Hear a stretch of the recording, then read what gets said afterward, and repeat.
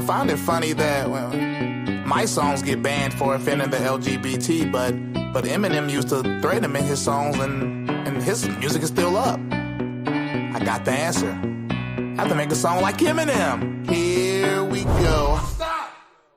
That's gay.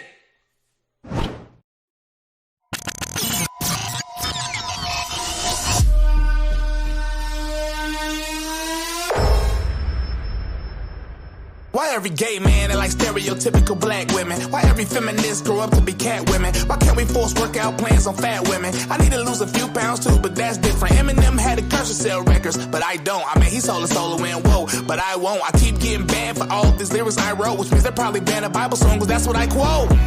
You think what I'm saying is very wild? Why people adopt kids just to be better?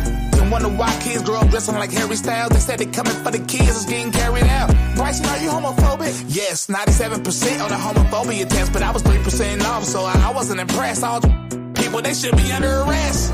They say the song's so offensive, but only if you get offended. I can't offend you without your permission, and you don't even have to listen. They say the song's so offensive, but only if you get offended. Can't offend you without your permission, and you don't even have to listen.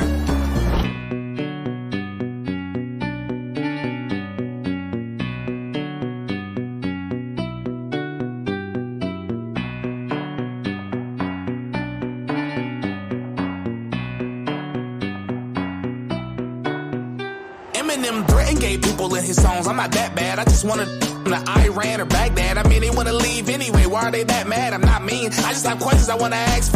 Why are men paying no dresses to be edgy? Back in high school, I would've gave him a wedgie. Trans people scream out, why won't society accept me? But they didn't accept themselves, or they ain't ready. They say, Bryson, are you homophobic? Yes. Well, are you transphobic too? Guess. I mean, I don't know who I value less. A harlots on Insta showing their breasts. Being the president isn't a job for women, calm down. Put on the dress, back to the kitchen. We used to shame degenerates, but now it's different. We turn from God, now on TV, two men kissing.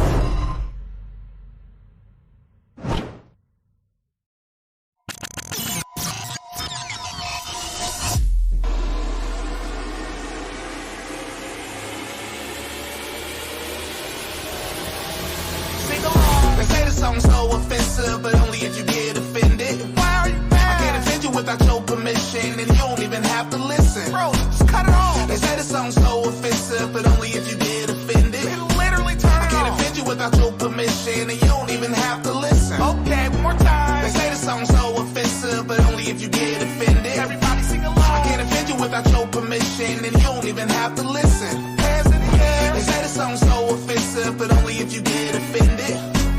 Can't offend you without your permission, and you don't even have to listen. Please leave your message after the tone. Oh no, you did not just say all that. Like, you are so homophobic that it's disgusting. Like, I'm crying right now. Like, I think you're secretly gay. I think you need to take some anti-homophobic training because you are a threat. And don't forget, switch to America.com for all of your household items. Body wash, lotion, toothpaste, and they got steak, boy. Stop giving your money to liberals. Switch to America.com.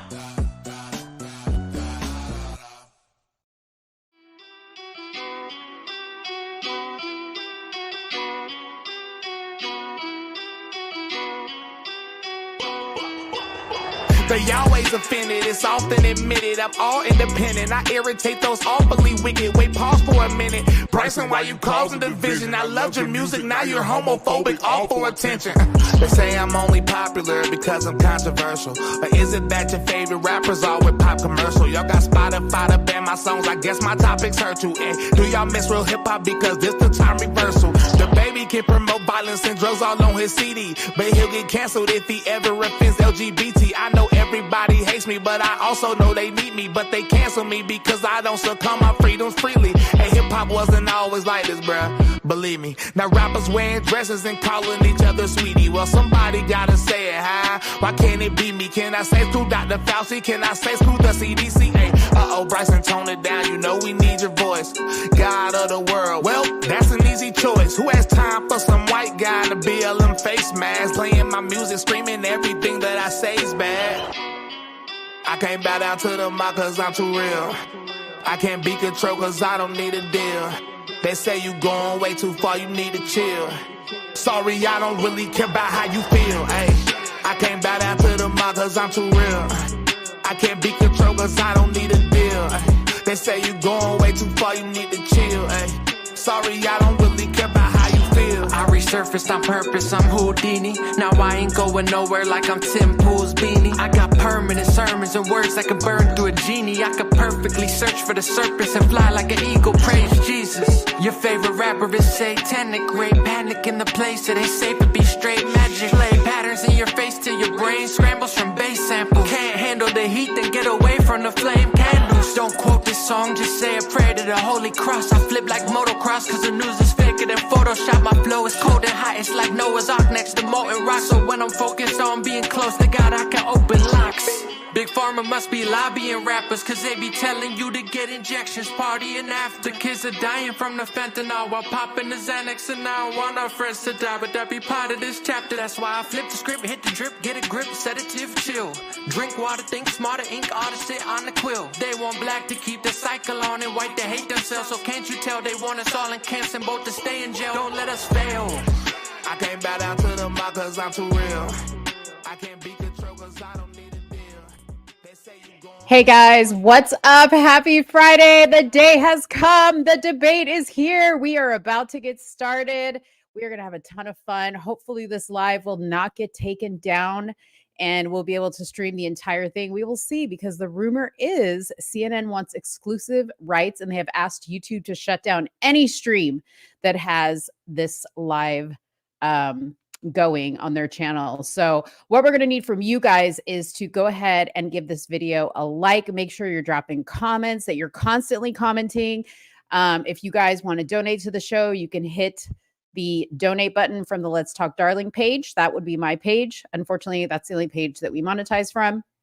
And we really appreciate the support. There's lots of fun stuff we're going to be covering just prior to the debate. It starts at 8 p.m. Central Standard Time, 9 p.m. Eastern Standard Time. And we're just going to get ready and talk about what's been going on leading up to the debate, what to look forward to. And yeah, we're going to have fun. We have some cocktails because, there's some drinking games going on. And, there's some fun stuff that we can do. So if you don't have a cocktail, hurry up and go run and grab one. Grab a snack as usual, because you get the munchies when you're watching something entertaining. And there is no doubt that this is probably going to be one of the most entertaining shows of the year. Okay, so sit right back and we're going to start the show right now. You are now tuned into Somewhere in the Middle with Soonie and Mo. Ay, ay, ay, ay. Ay, ay, ay, ay. Ay, dying on the beat. I got so many ups. Everywhere I go, I got so many ups. I know they plotting against me. I know it's hate, they wanna kill me, but please don't tempt me, cause I got so many glocks. Ay, ain't none of them empty. Jesus said they would hate me too. That's how I know it's envy. I got so many ups. Hey guys, welcome. Yes, I'm sorry, Judy. I thought it was Friday because that's usually when we do the show. It is only Thursday. I'm that excited. I don't even know what day it is. I don't even know. That excited. Dude, I've been looking forward to this day for months. As soon as I found out they were finally going to be debating, it took forever to get here. June 27th took a long time to get here. What are y'all's predictions? Drop your predictions in the comment section. Do you think there's going to be a full debate, or do you think Joe Biden is just going to tap out and the medicine, whoever's feeding him the medicine, right? I think it might wear off in the middle of the debate and we might see him wig out. Or me and Mo were talking earlier. See, I'm getting into this like conspiracy theory land. She was talking about this like small ass earpiece that you can drop in the ear. What if Donald Trump figures out that the Joe Biden campaign is sneaking information in, and you know how you do the feedback and it goes in his ear? Can you imagine how he would react? Yeah. He's like, oh god damn. Yeah, that would be funny. I love it. I love that you're in the conspiracy with me. No, but for real, there's no way possible this guy could do the debate without any help. It is impossible. Okay, so I need all y'all, the Bureau of Investigation. Okay, y'all know who you are. You're on Sooni's team. Some of y'all are on my team. The Bureau of Investigation. We need y'all to figure it out. Also, rumor has it that Trump's VP is at the debate. Who do y'all think it's going to be? That's another. We should get votes going for that too. Who do you think Trump's going to pick for VP? I said, okay, Ramaswamy. Yeah. I don't know why I think he's going to pick him. Yeah. And it's either going to be Ramaswamy or Vance. Did you see Brandon Tatum's video though? No. About it. Not. Okay, so Brandon Tatum did he did a video where he was like, I think we know who the candidate's going to be. Now, I tested this myself, but by the time I tested it, the website was already down. Correct me if I'm wrong, but there's a I think it's the North Dakota governor, Buckman, something like that. Okay, some guy I have never even heard of. Yeah, I know who you're talking about. Brandon said that if you type in Buckham or whatever his last name is, Trump. The website. Yes, that it goes straight to the Trump website. And so Brandon was like, well, maybe they bought the domain ahead of time, blah, blah, blah. But the minute Brandon's video came out, they took page down. They took it down. This is called masking. Okay. Listen, you guys are boomers. You don't understand that you can literally buy a domain, okay, and have it redirecting to Trump's website. And then they make you think that this is what they're coming out with. Yes. But in all actuality, it's not. Somebody wanted to troll the internet and they rerouted whatever the dude's last name is and Trump together. They just rerouted it back to his website. Yeah. It's going to be Ramaswamy. If Trump, like we had thought, like I had said, I think Trump's got like a new campaign manager. I think he's got a new team because he's doing all kinds of new stuff. If that is in fact true and they were smart, it will either be him or it will be somebody black or a woman. Okay. If he I'm sorry, go ahead. No, if he puts a no-name person in there, I don't know what to do. But I wouldn't put it past Trump because, Trump needs somebody that he can run the show with. Like, he doesn't need a bigger personality than him. You know what I mean? All I know is it better not be Senator Tim Scott. Yeah. You better not pick him. You could pick Byron Donalds. All right. Don't pick this one. Don't pick this one. You could pick freaking Ben Carson, Trump. But please do not, for the love of God, please do not pick Senator Tim Scott. Please That don't. man is unbearable to listen to. I don't think I could tolerate 4 years of listening to him sit up there and pander. I just can't do it. Can't do it. And please don't pick this person that Joe said, Marjorie Taylor Greene. We are not. Marjorie Taylor Greene. Shout out to Discord. Discord is in the building. All right. Shout out to everybody who's here from Discord. They're here from all these different servers. I appreciate you guys sharing the content that I put out, the content that the show puts out. I'm appreciative. Now we just got to get Mo on board to come in a Discord, and interact a little bit. It's good. It's good for the show. It's good for them. They need us. Let's not start with all that. The bigger brain play would be Spike Cohen. Trump already begged. What does it say? Trump already begged for libertarian nomination. He did? Woman. What up, Cheyenne? We got Tyler 2K fresh in the building. What's good? We got Sean. You guys know I always give this Discord server a shout out. Limitless. Go check it out. There's actual debates in there. I need for Cheyenne to give me her logo so I can put up your logo. But if you guys are looking for fun debates, orthodox philosophical debates, you should go check out Limitless. And hopefully one of them will drop the link in the chat and you guys can go ahead and join the server. And I hate to burst your bubble, Paul, but it's not going to be Candace. She's at home. I just saw her story. She's at home having chicken and dumplings. She's at home having chicken and dumplings on her patio, ready to watch the debate. Hopefully she's tuning in on the Soonie and Mo show. I don't know. Like somebody tag Candace and tell her to come over here. We need her. The last time we covered a debate, we had thousands of people watching. Yeah, it was crazy. Yeah. Crazy time. Crazy. Let's hope for that tonight. So definitely share this out We just saw that they started the countdown debate on CNN, 32 minutes and 52 seconds. Let's go. Oh, Let's go. I got chills. Are you scared? What's gonna happen? I think that something crazy is gonna happen, and then they're gonna cut the feed, and we're gonna see, you know what you see in the movies when something crazy happens on the news, and it goes to that blank, yeah, channel, and it's like, like back in the day, like when programming ended at midnight at 10 o'clock. Yeah, time to go night night. And then it's gonna be like, please hold. We're experiencing technical difficulties. Yeah, sure you are. Sure you are. Your boy short circuited. I know that's what it was. Your boy short circuited. There's like he's gonna be like a cartoon. The smoke's gonna be coming out of his ears. Shit, bro. Bro. While we're sitting and waiting, we have to watch. We're gonna air commercials. All right. This is like. I hope we're hosting like the Super Bowl of presidential debates, and more people come over here and watch because they're fun. We're also not going to do a lot of talking throughout the debate. So if you guys are looking for a stream where there's not a lot of talking and you get to hear the presidential candidates, this is the stream you need to watch. We will give our commentary during commercial breaks or during a lull, which I think we'll have a lot because Joe Biden is not there. Okay. The mall is open, but ain't nobody shopping. That's who we categorize him. He's a few chicken nuggets short of a Happy Meal. A few Crayolas short of the Crayola box. Yeah, we now don't get it twisted. Now, if some backwards ass shit gets said on this debate, we're gonna have to call it out real quick, okay? But Sooney's got a team of people doing fact checking. We have some fact checkers.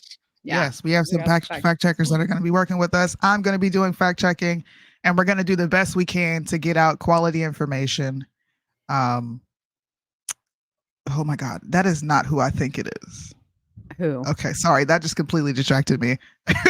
We're going to have fact checkers, and I'm going to do the best I can to fact check during this debate. But I wanted you to see this because I was cracking up. Look at this commercial. Okay. Okay, Joe, last one. We've been here for a week. You got this. All right, number one, the dude's convicted felon. Say Trump's a convicted felon. Over. Every answer. All of them. All right. Russia, bad. Russia's real bad. Real bad. Don't like them. Ukraine, good. Zelensky, more money. Billions to Ukraine. More money. All right, our border is secure. What is he talking about? Well, wide open border. What are you, nuts? Aliens are cool. LGBTQAI+. We love the gays. Can't get enough of them. You're gay. I'm gay. You're gay. All gay. All right, the economy. Hey, Joe, focus. Focus, all right? Shiny thing. Remember the plus. Yeah, Roe v. Wade, abortions. Have them. Everybody have them. Wait, Joe, wake up. Hey, wake up. Don't fall asleep. That's number one on the list. Give me the adrenaline. More? Yes, we need more. This guy's a freaking passing out old. All right, Joe, wake up. Adrenaline shot is ready, and boom. There we go. Daddy like you, huh? Daddy like you, huh? All right, Joe, focus. Continue. All right. Don't talk incest. You didn't shower with your daughter at an inappropriate age. You were conserving water. Yeah, you're going green, okay? Don't slip and fall. Do not slow your words. And listen, if Hunter comes up, he's amazing. All right? The smartest man you know. And do not say the N-word, Joseph. We're live. We can't call it. I know you love it. And guess what? If you don't say the N-word, you get a little treat. Double stuff Oreo cookie. Last but not least, do not insult Israel. Don't you dare. You love the Jews. You love the Jews. So I think we're good. Yes. Everybody say it in the comments. We love Jews. Everybody say it in the comment section. We need to make sure this stream goes off without a hitch. I'm not trying to get taken down.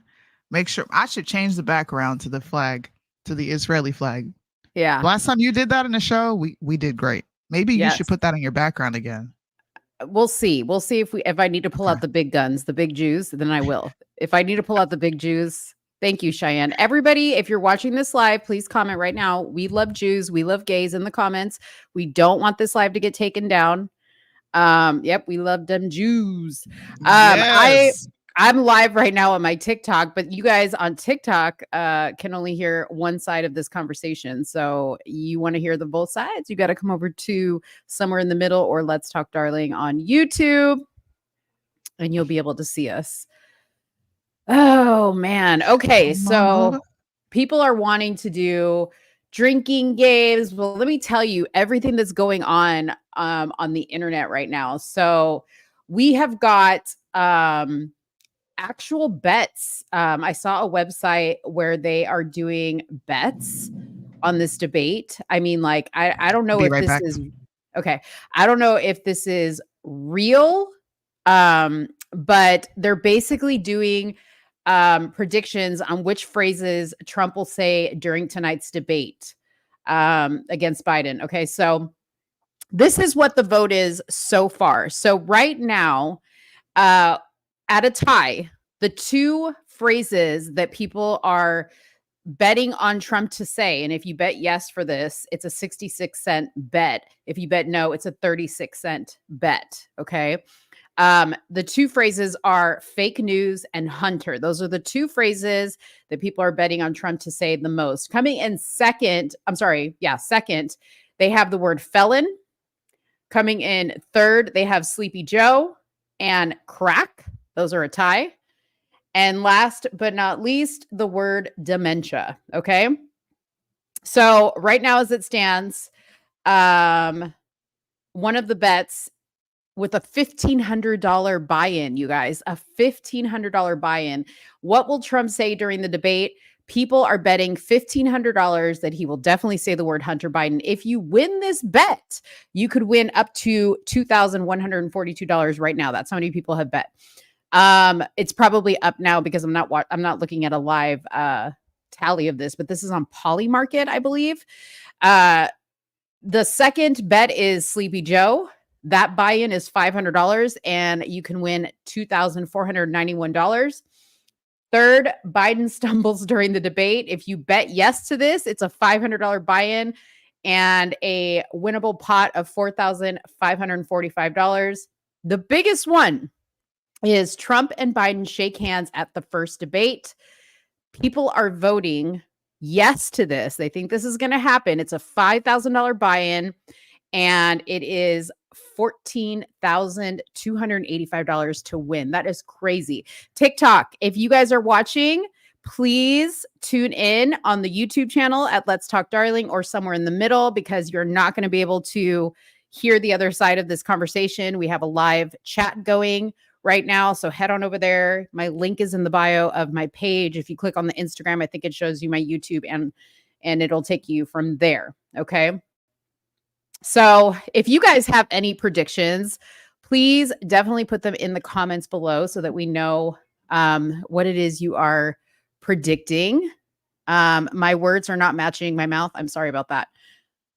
Okay, so here are the rules to this debate, if you guys don't already know. Okay, so there's some rules set in place, and this is what they are. So if you don't already know, this is going to be moderated by Dana Bash, who is CNN's chief political correspondent, and Jake Tapper, who is CNN's lead anchor and chief. Okay.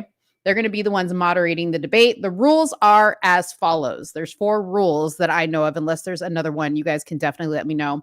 Number 1, this will be a 90-minute debate with 2 commercial breaks. Okay. So you guys, if we see more than 2 commercial breaks, we know something is up. Okay. We know something is up if we see more than 2 commercial breaks. We know that Joe's got smoke coming out of his ears. He's short-circuited. The batteries died. The volume has worn off. I don't know. Whatever else he's taken to make it through. Number 2, mics will be muted when it is not their turn to speak. Now, this was demonstrated on CNN yesterday. So they demonstrated how if one candidate is speaking and the other candidate tries to speak, you will not be able to hear them at all. Okay. Number 3, they will not be allowed any notes or any props. Now, I've never seen, and correct me if I'm wrong, but I've never seen any props brought to a debate before. But if I'm wrong and you guys have seen people bring props, let me know. But no notes or props. They will be allowed a pen and paper, which I guess will allow them to make notes, right? But they can't have any pre-prepared notes. And last but not least, no live studio audience will be there in attendance. Now, the media is only being allowed to cover this debate from a building across the street. Now, if you think that that is sus, drop a yes in the comments because I think that's sus. I don't understand why they can't be in the building somewhere, just in a separate room for the media. But, you know, I think this whole thing is pretty sus if you ask me. So yeah, there's that. As far as a drinking game goes, if you guys would love to partake in a little beverage, with us and play the drinking game, here are the rules, okay? And if you want to take notes on this, you can, because we're not going to be able to have this up while we're streaming the debate. By the way, let's check and see what time we're at. 32 minutes, I think, and 52 seconds. Is that correct? Hold on. Let me see.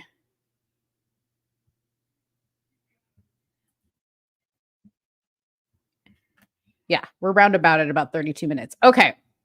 So drink when. This is when you drink, okay? Drink when Biden calls Trump a convicted felon. Drink when Biden says, listen, folks.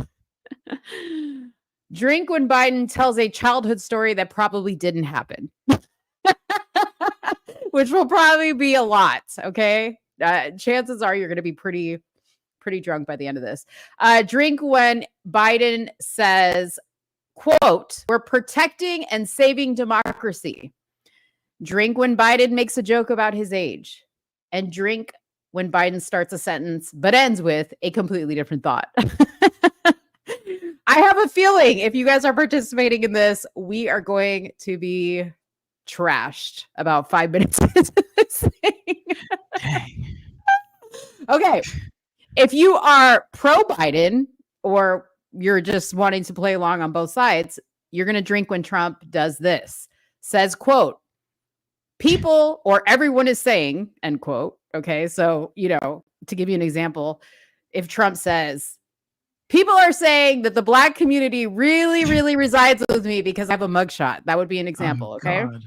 Oh, God. Drink when Trump says Sleepy Joe. He's going to say that quite a bit. You guys know it. Drink when he refers to the Biden family as the Biden crime family. Drink when Trump insults Jake Tapper. I think that one's probably my favorite one, and I hope he does do it. Last but not least, drink when Trump does jazz hands or any other excessive hand motions, like pointing finger up doesn't count. That's the only thing that doesn't count when he does this, because Trump always likes to wag his finger at people. So anyways, so that's the drinking game. That's the drinking game. Yes, I just went over the rules of the debate, by the way, what can and can't be done by the debatees. Do you want to talk about Gavin Newsom? Let's talk about Gavin Newsom, Soonie, since you kind of posted on that. I was like reading an article, and someone actually sent me the article as well, and I was like, this is fake. Let me see if I can pull it up. Gavin Newsom is acting as they called him they called him a spicy surrogate. He's going to be sitting in the spin room at the debate as a surrogate for Joe Biden. Oh, Lord. And they called it a spicy surrogate. What did they call it? They had a name for it. Presidential surrogate or something like that. It was wild. They even defined it. Dictionary.com. They defined what a presidential surrogate is, and it's just somebody who steps in and makes appearances or makes statements for the president when the president can't be around. Yeah. And we all know that Joe Biden, oh shoot, I didn't mean to do that. Joe Biden is not really around. Like, the man is dead. The man is dead. So he will attend the debate as his surrogate. And like I said, that literally means someone who's going to step in when the president can no longer do it. I thought that was pretty strange. Yeah. Because if there's nothing wrong with him, he has his cognitive ability, he can debate, he's stronger than he was 4 years ago, and he's a great president. Why does he need Gavin Newsom to potentially step in for him? Like, who's Donald Trump's presidential surrogate? Do y'all know? He doesn't need one. This is crazy. So this came from, it's by the staff of this local news organization, Fox in San Francisco. And they said, California Governor Gavin Newsom will be on hand for the presidential debate in Atlanta. Newsom is expected to serve as a surrogate for the Biden campaign and will make several national TV appearances. I don't get why. This is not the first time Newsom has served in that capacity. He acted as a surrogate for Biden after the Republican presidential primary debate in Southern California in September. The presidential debate between two presumptive nominees, Biden and former President Donald Trump. And they're just saying where it's going to be broadcasted. But what do you guys think?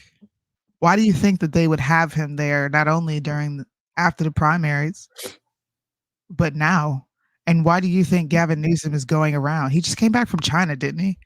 Going around making appearances on behalf of the president of the United States when he is the governor of California. Right.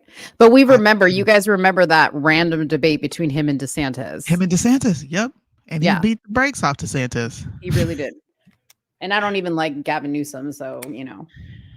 Yeah. I don't like him either. We've been saying on this show, like from the beginning, you've been saying Gavin Newsom and I've been saying Michelle Obama because I was like, Michelle Obama's a very likable person and she's, probably the only other one that can win over at least a large amount of the female vote, that he has. And, I'm still holding out for that. I don't know, because I wonder, like, they would really have to steal this with Gavin there. Don't you think, Liddell? Of course. Your boy is here. It is now a show now. I have arrived. You're welcome. Here we go. God is good. You've seen me. You can praise him now. All right. Praise him now. What's his name? Jesus. There you go. I'll let your partner. Let your partner. Don't get mad at me. Praise so crazy. Why is everybody's cameras blurry real quick? Like, what's going on? I don't know. Mine is good. Mine is good. Mine is good. So what do you think? What do you think is the prediction about Gavin Newsom? They have all options on the table. Everyone, whenever you believe your opponent is Hitler, Mussolini, pick a damn word, all options on the table. They will. I believe that Hillary Clinton is actually on the table. I believe it. Stop. I believe it. Oh, what? Yeah, I believe it. I believe that she is on the table. Show it. You don't think that she's got too much heat on her? No, because of the fact that she believes that she believes she lost that the election was stolen from her, which is a big lie, but she believes that. Wow. She will keep saying that till she goes to the grave. She don't give a damn about you or me. That's a really big prediction. I did not expect Michelle Obama. I don't know, Liddell. That's left field. Not Michelle. Not Michelle. Hillary Clinton. Yeah.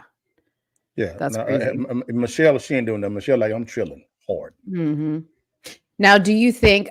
This is what I say is I definitely think that before it gets to election time, the Democrats are going to pull Joe Biden out, citing health concerns, and say, you know what, guys, something's going on. Something happened. He's not going to be able to do that. And then they're going to slide in either Newsom or one of the other two that we mentioned. That's potentially. Yeah. Potentially. I believe Newsom does want to be the president. He's the worst governor I've ever seen in my life. I mean, he's bad. He's horrible, but he is so in love with power. There is a formula they call you fail forward. The worse you fail, the easier for you to be able to go higher, and that's prevalent on the Democrat or on the Republican side, the Rhino side. Yes. Yep. Yes. For sure. Trash, garbage. I'm gonna put our stream up here, our timer, so we can kind of keep an eye on this. We got about 13 minutes till showtime. 13 minutes. Now, what's going on with this CNN or YouTube talk about it? They're trying to not have people watch and fact check real time, which is trash. Yeah. So what's his name? What's the dude that always wears black beanies? Tim Pool. So Tim Pool did a video a couple days ago, and he said that YouTube reached out to him directly and said that they were asked by CNN to not allow for them to basically monitor anybody who's trying to live stream this debate, and for them to take down any channels. Yeah. Interesting. So YouTube, was it true?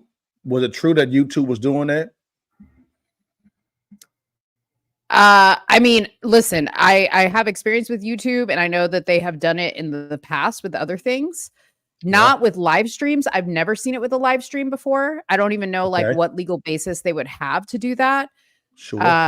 But you never know. Interesting. Interesting. Interesting. Yeah. And I am live on my TikTok, guys. If you want to watch what we're talking about here, I may share this link on my platforms as well. I'll let you guys know. But we are on Somewhere in the Middle. So just look up Somewhere in the Middle and you can come see us live. It's real simple. On YouTube. Somewhere in the Middle USA on YouTube. Yeah. Somewhere in the Middle USA. Yes, My bad. yes. Somewhere in the Middle USA. You get to see me, Soonie, Mo. You'd be blessed because you see us, all three of us, really because of me, which would be good. And then you can get blessed. That's all I'm saying. Y'all don't get mad at me, y'all. I'll let your partner. Julius is gonna come up with us. Juju, what to do, baby? He's gonna share his viewership with us, which is good. We're trying to get a bunch of people watching one stream. Do we need to add his channel? Can we add his channel to this right now? Oh, he could do it himself when he comes up. Well, I'm saying we have. How do you do Hold that? on, I'll add it. How do you do that? Well, we've already. No, we've had him. I'm adding it right now. We've had him on the show before, and he gave us the access to his channel, so he signed it up on here. Oh, okay, cool. All we have to do is add him. See, he's up there now. That's why you guys actually use StreamYard. I use a different one. So yeah. Mm-hmm. Yeah. So 11 minutes. Oh my gosh, this is like torture. I wonder if it's a way for me to be able to share it on mine too. Also, yeah, you can put yours up here. You can hit it at the top. It'll say add your stream. Where? Top stream, right. It says stream this to your. Oh, look at your button. Log in. Well, do you have to have a StreamYard account though? No. Really? Nope. Anybody can do it. Let me see. I'll let you. Okay, here you go. I sure do. I'm almost done. Don't get it twisted. Okay. No account exists with that email. So it's forcing me to have to sign up with it. What's up, y'all? How y'all doing? See y'all on TikTok. It is not allowing me to do it. What is going on here? Yeah, it's forcing me to have to sign up for StreamYard. I don't need StreamYard. Well, that's weird. Mo, I didn't used to do that before. Yeah, what's up? Look, I have a conspiracy theory for you. Okay. Your thing is still up, by the way. I'm not removing it.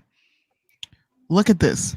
It says, really think about the Joe Biden versus Donald Trump CNN debate. CNN is requiring Joe Biden to be on the right side of the stage because they need the camera angles to match their pre-recorded footage they shot this past week.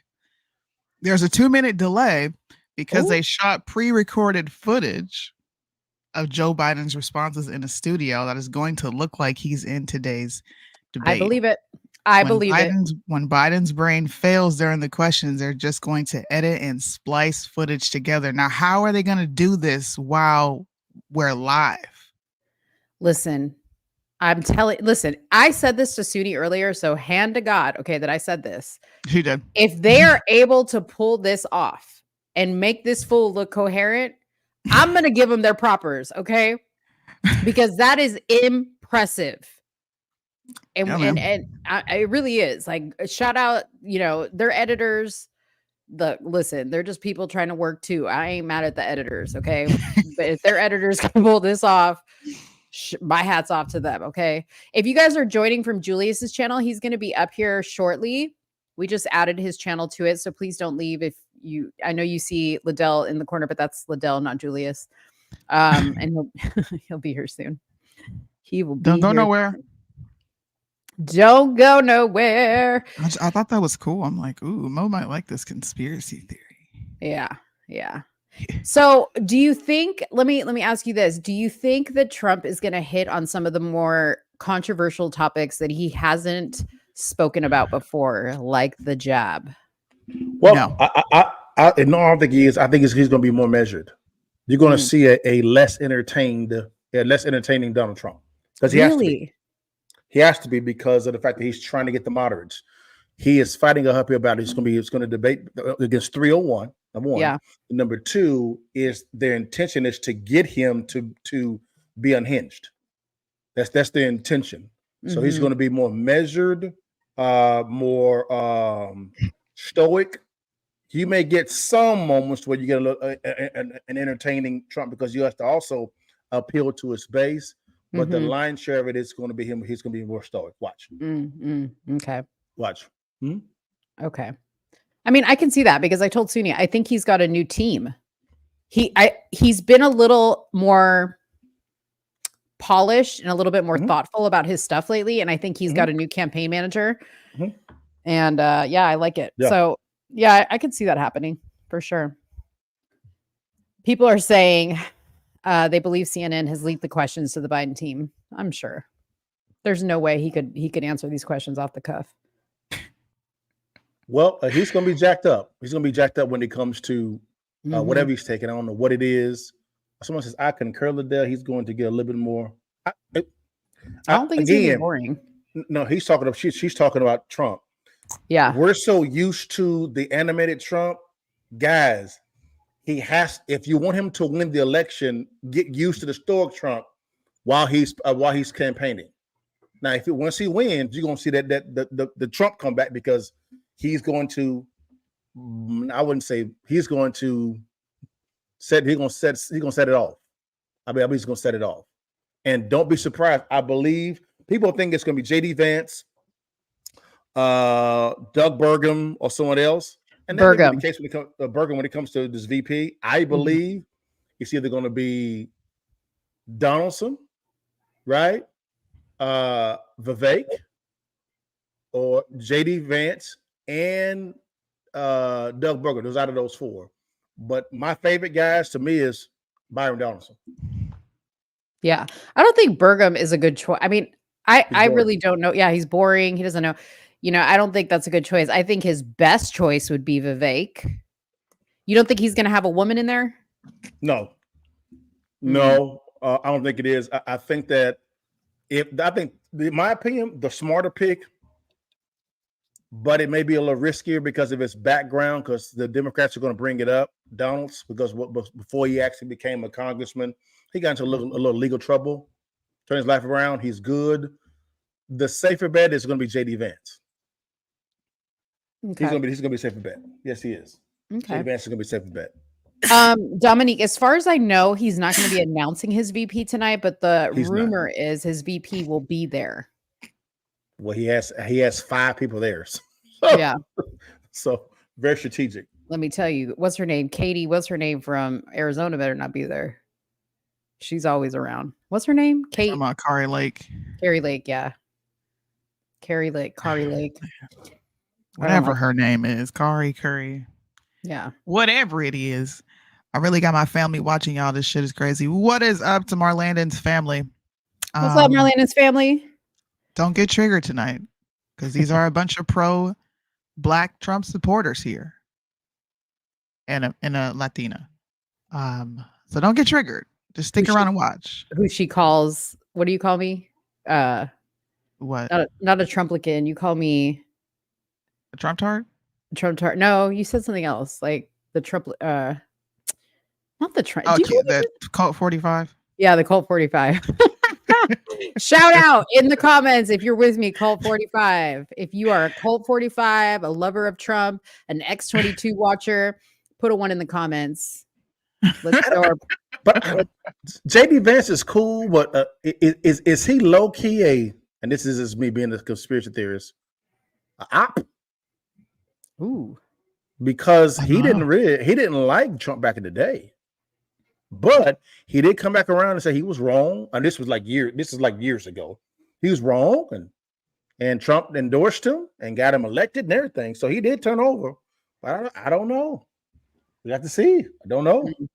We shall see. Colt 45. What's up, 45. Moose? What's up, Moose? My man. Happy. Look, she's like, my people are here. I'm not by myself. My one people. My one person. It's so good. Yeah. Donald Trump, man.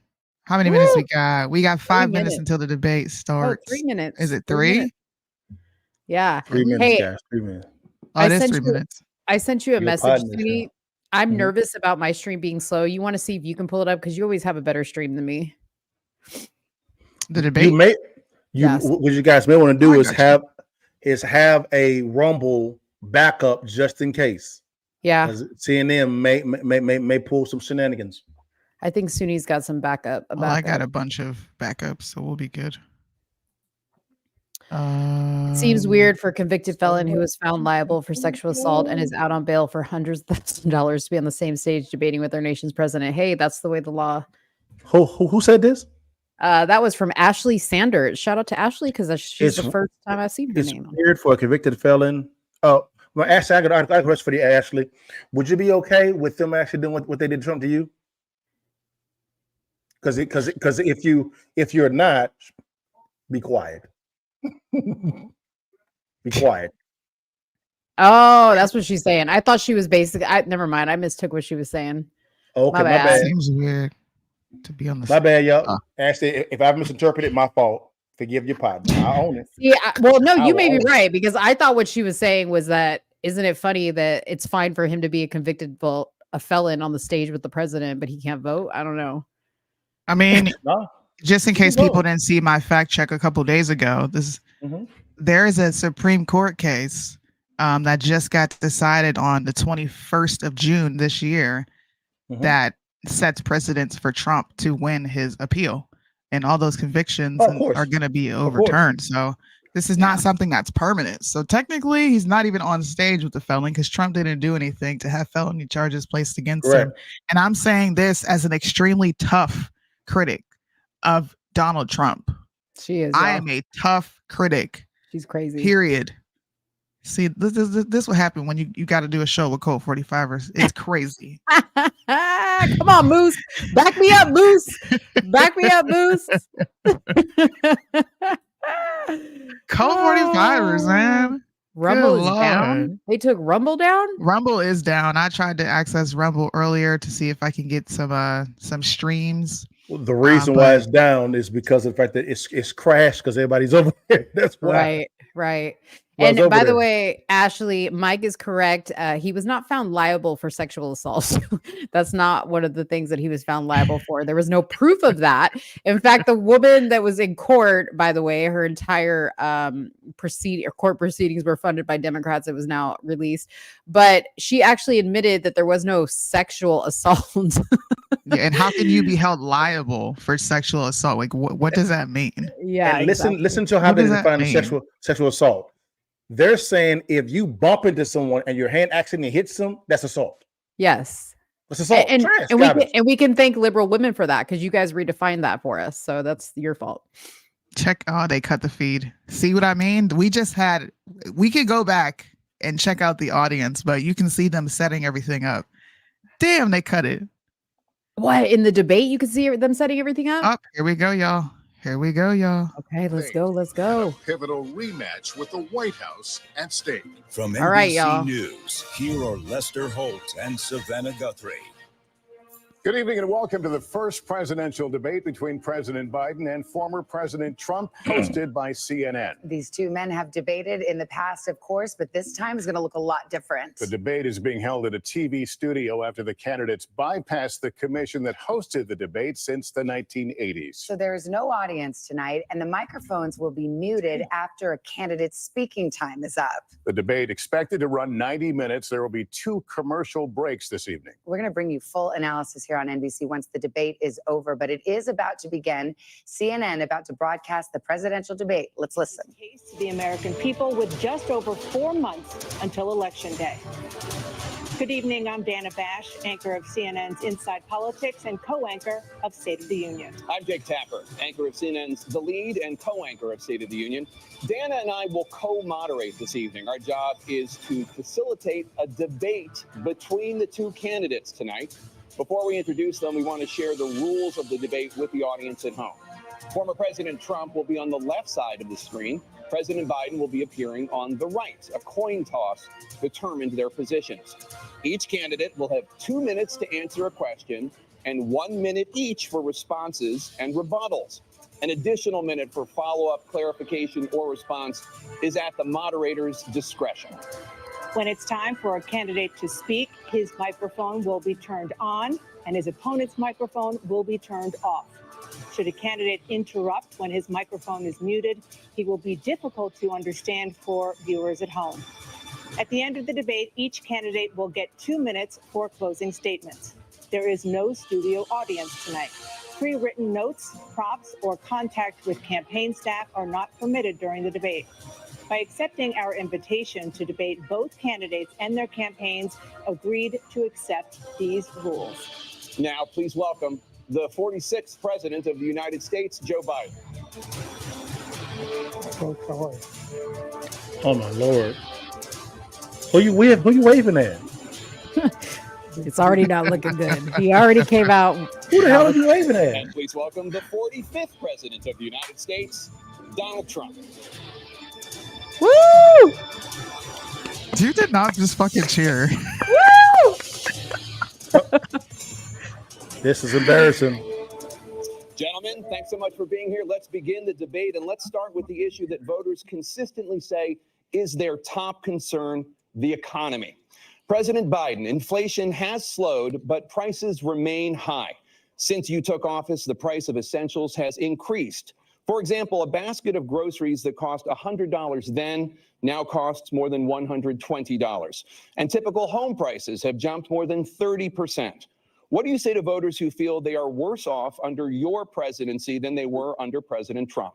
We got to take a look at what I was left when I became president and what Mr. Trump left me. We had an economy that was in free fall. The pandemic was so badly handled. Many people were dying. All he said was, it's not that serious. Just inject a little bleach into your arm. You'll be all right. The economy collapsed. There were no jobs. Unemployment rate rose to 15%. It was terrible. And so what we had to do is try to put things back together again. And that's exactly what we began to do. We created 15,000 new jobs. We brought out the position where we have 800,000 new manufacturing jobs. But there's more to be done. There's more to be done. Working class people are still in trouble. I come from Scranton, Pennsylvania. I come of a household where the kitchen table, if the things weren't able to be met during the month, it was a problem. Price of eggs, the price of gas, the price of housing, the price of a whole range of things. That's why I'm working so hard to make sure I deal with those problems. And we're going to make sure that we reduce the price of housing. We're going to make sure we build 2 million new units. We're going to make sure we cap rents so corporate greed can't take over. The combination, what I was left with in corporate greed is the reason why we're in this problem right now. In addition to that, we're in a situation where if you take a look at all that was done in his administration, he didn't do much at all. By the time he left, things were in chaos. Literally chaos. And so we put things back together. We created, I said, those jobs. We make sure we had a situation where we brought down the price of prescription drugs, which is a major issue for many people, to $15 for a insulin shot as opposed to $400. No senior has to pay more than $200 for any drug, all the drugs they can include beginning next year. In a situation and we're going to make that available to everybody, to all Americans. So we're working to bring down the price around the kitchen table, and that's what we're going to get done. Thank you. President Trump? We have the greatest economy in the history of our country. We have never done so well. Everybody was amazed by it. Other countries were copying us. We got hit with COVID. And when we did, we spent the money necessary so we wouldn't end up in a Great Depression, the likes of which we had in 1929. By the time we finished, so we did a great job. We got a lot of credit for the economy, a lot of credit for the military, and no wars and so many other things. Everything was rocking good. But the thing we never got the credit for, and we should have, is getting us out of that COVID mess. He created mandates that was a disaster for our country. But other than that, we had given them back a country where the stock market actually was higher than pre-COVID, and nobody thought that was even possible. The only jobs he created are for illegal immigrants and bounce back jobs, a bounce back from the COVID. He has not done a good job. He's done a poor job, and inflation's killing our country. It is absolutely killing us. Thank you. President Biden? Well, look, the greatest economy in the world. He's the only one who thinks that, I think. I don't know anybody else who thinks he's the greatest economy in the world. And, the fact of the matter is that we found ourselves in a situation where his economy, he rewarded the wealthy. He had the largest tax cut in American history, $2 trillion. He raised a deficit larger than any president has in any one term. He's the only president other than Herbert Hoover who's lost more jobs than he had when he began, since Herbert Hoover. The idea that he did something that was significant in the military. You know, when he was president, they were still killing people in Afghanistan. He didn't do anything about that. When he was president, we were still finding ourselves in a position where you had a notion that we were this safe country. The truth is, I'm the only president this century that doesn't have this decade, that doesn't have any troops dying anywhere in the world like he did. President Trump, I want to follow up if I can. Am I allowed to respond to him? Well, I'm going to ask you a follow-up. You can do whatever you want with the minute that we give you. I want to follow up. You want to impose a 10% tariff on all goods coming into the U.S. How will you ensure that that doesn't drive prices even higher? It's not going to drive them higher. It's just going to cost countries that have been ripping us off for years, like China and many others, in all fairness to China. It's going to just force them to pay us a lot of money, reduce our deficit tremendously, and give us a lot of power for other things. But he made a statement. The only thing he was right about is I gave you the largest tax cut in history. I also gave you the largest regulation cut in history. That's why we had all the jobs. And the jobs went down and then they bounced back. And he's taking credit for bounce back jobs. You can't do that. He also said he inherited 9% inflation. No, he inherited almost no inflation, and it stayed that way for 14 months. And then it blew up under his leadership because they spent money like a bunch of people that didn't know what they were doing. And they don't know what they were doing. It was probably the worst administration in history. There's never been. And as far as Afghanistan is concerned, I was getting out of Afghanistan, but we were getting out with dignity, with strength, with power. He got out. It was the most embarrassing day in the history of our country's life. President Trump, over the last 8 years, under both of your administrations, the national debt soared to record highs. And according to a new nonpartisan analysis, President Trump, your administration approved $8.4 trillion in new debt, while so far, President Biden, you've approved $4.3 trillion in new debt. So, former President Trump, many of the tax cuts that you signed into law are set to expire next year. You want to extend them and go even further, you say. With the U.S. facing trillion-dollar deficits and record debt, why should top earners and corporations pay even less in taxes than they do now? Because the tax cuts spurred the greatest economy that we've ever seen just prior to COVID. And even after COVID, it was so strong that we were able to get through COVID much better than just about any other country. But we spurred, that tax spurred. Now, when we cut the taxes, as an example, the corporate tax was cut down to 21% from 39%, plus beyond that. We took in more revenue with much less tax, and companies were bringing back trillions of dollars back into our country. The country was going like never before, and we were ready to start paying down debt. We were ready to start using the liquid gold right under our feet, the oil and gas right under our feet. We were going to have something that nobody else has had. We got hit with COVID. We did a lot to fix it. I gave him an unbelievable situation with all of the therapeutics and all of the things that we came up with. We gave him something great. Remember, more people died under his administration, even though we had largely fixed it. More people died under his administration than our administration, and we were right in the middle of it, something which a lot of people don't like to talk about. But he had far more people dying in his administration. He did the mandate, which is a disaster, mandating it. The vaccine went out. He did a mandate on the vaccine, which is the thing that people most objected to about the vaccine. And he did a very poor job, just a very poor job. And I will tell you, not only poor there, but throughout the entire world, we're no longer respected as a country. They don't respect our leadership. They don't respect the United States anymore. We're like a third world nation between weaponization of his election, trying to go after his political opponent. All of the things he's done, we've become like a third world nation, and it's a shame. The damage he's done to the country, and I'd love to ask him, and will, why he allowed millions of people to come in here from prisons, jails, and mental institutions to come into our country and destroy our country. President Trump, we will get to immigration later in this block. President Biden, I want to give Let you him respond. a question about the national debt. Let me respond. National debt of any president in a 4-year period, number one. Number two, that $2 trillion tax cut benefited the very wealthy. What I'm going to do is fix the tax system. For example, we have 1,000 trillionaires in America. I mean, billionaires in America. And what's happening? They're in a situation where they, in fact, pay 8.2% in taxes. If they just paid 24%, 25%, either one of those numbers. They've raised $500 billion, I should say, in a 10-year period. We'd be able to wipe out his debt. We'd be able to help make sure that all those things we need to do, child care, elder care, making sure that we continue to strengthen our healthcare system, making sure that we're able to make every single solitary person eligible for what I've been able to do with the with the COVID, with dealing with everything we have to do with look, if we finally beat Medicare. Thank you, President Biden. President Cheers. Trump. Thank you, President. Well, he's right.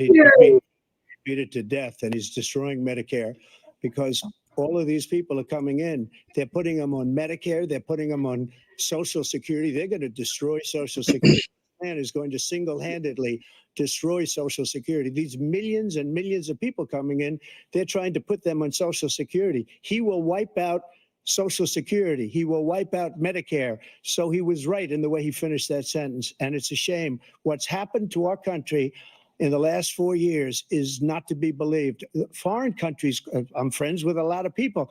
They cannot believe what happened to the United States of America. We're no longer respected. They don't like us. We give them everything they want, and they think we're stupid. They think we're very stupid people. What we're doing for other countries, and they do nothing for us. What this man has done is absolutely criminal. Thank you, President Trump. Dana? This is the first presidential election since the Supreme Court overturned Roe v. Wade. This morning, the court ruled on yet another abortion case, temporarily allowing emergency abortions to continue in Idaho, despite that state's restrictive ban.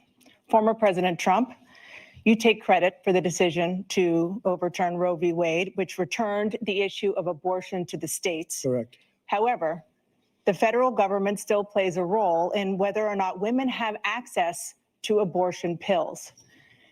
They're used in about 2/3 of all abortions. As president, would you block abortion medication? First of all, the Supreme Court just approved the abortion pill, and I agree with their decision to have done that, and I will not block it. And if you look at this whole question that you're asking, complex, but not really complex. 51 years ago, you had Roe v. Wade, and everybody wanted to get it back to the states. Everybody, without exception. Democrats, Republicans, liberals, conservatives, everybody wanted it back. Religious leaders. And what I did is I put 3 great Supreme Court justices on the court, and they happened to vote in favor of killing Roe v. Wade and moving it back to the states. This is something that everybody wanted. Now, 10 years ago or so, they started talking about how many weeks and how many this, getting into other things. But every legal scholar throughout the world, the most respected, wanted it brought back to the states. I did that. Now the states are working it out. If you look at Ohio, it was a decision that was an end result that was a little bit more liberal than you would have thought. Kansas, I would say the same thing. Texas is different. Florida is different. But they're all making their own decisions right now. And right now, the states control it. That's the vote of the people. Like Ronald Reagan, I believe in the exceptions. I am a person that believes. And frankly, I think it's important to believe in the exceptions. Some people, you have to follow your heart. Some people don't believe in that. But I believe in the exceptions for rape, incest, and the life of the mother. I think it's very important. Some people don't. Follow your heart. But you have to get elected also. And because that has to do with other things. You got to get elected.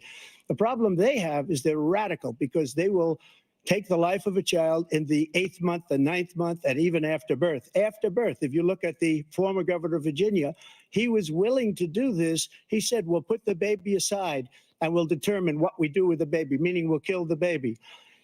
What happened is we brought it back to the states, and the country is now coming together on this issue. It's been a great thing. Thank you. President Biden? It's been a terrible thing, what you've done. The fact is that the vast majority of constitutional scholars sounds horrible. Supported Roe. And that's this idea that they're all against it is just ridiculous. And this is the guy who says the state should be able to have it. We're in a state where in 6 weeks, you don't even know whether you're pregnant or not, but you cannot see a doctor, have your and have him decide on what your circumstances are, whether you need help. The idea that states are able to do this is a little like saying we're going to turn civil rights back to the states. Let each state have a different rule. Look, there's so many young women who have been, including a young woman who just was murdered, and he went to the funeral. The idea that she was murdered by an immigrant coming in. They talk about that. But here's Move the deal. the comment. People can see it. Young women are being raped by their in-laws, by their spouses, brothers and sisters. Come on, man. It's just ridiculous, and they can do nothing about it. And they try to arrest them when they cross state lines. Thank you. What is There have been many young women murdered by the same people he allows to come across our border. We have a border that's the most dangerous place anywhere in the world, considered the most dangerous place anywhere in the world. And he opened it up, and these killers are coming into our country, and they are raping and killing women. And it's a terrible thing. As far as the abortion is concerned, it is now back with the states. The states are voting. In many cases, it's frankly a very liberal decision. In many cases, it's the opposite. But they're voting, and it's bringing it back to the vote of the people, which is what everybody wanted, including the founders, if they knew about this issue, which frankly they didn't. But they would have, everybody wanted brought back. Ronald Reagan wanted it brought back. He wasn't able to get it. Everybody wanted it brought back, and many presidents had tried to get it back. I was the one to do it. And again, this gives it the vote of the people, and that's where they wanted it. Every legal scholar wanted it that way. Staying on the topic of abortion, President Biden, 7 states, I'll let you do that. This is the same topic. 7 states have no legal restrictions on how far into a pregnancy a woman can obtain an abortion. What is going on, bro? Do What's you going support on? any legal limits on how late a woman should be able to terminate a pregnancy? I support Roe v. Wade, which had 3 trimesters. The first time is between the woman and the doctor. Second get time mad. is between Get the calm. doctor and an extreme situation.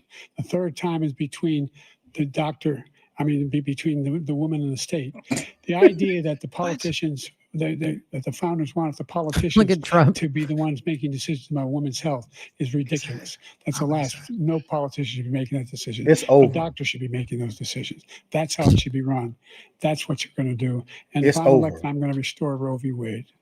It's over. It is He over. can take the life of the baby in the 9th month and even after birth, because some states, Democrat Look at run, him. take it after birth. Again, the governor, former governor of Virginia, put the baby down, then we decide what to do with it. So he's That's willing sad. to, as we say, rip the kinda baby sad. out of the womb in the 9th month and kill the baby. Nobody wants that to happen, Democrat or Republican. Nobody wants it to happen. You're lying. That is simply not true. The Roe v. Wade does not provide for that. That's not He the just got done circumstance. saying 3 Only months. woman's life is in danger. She's going to die. That's the only circumstance in which that can happen.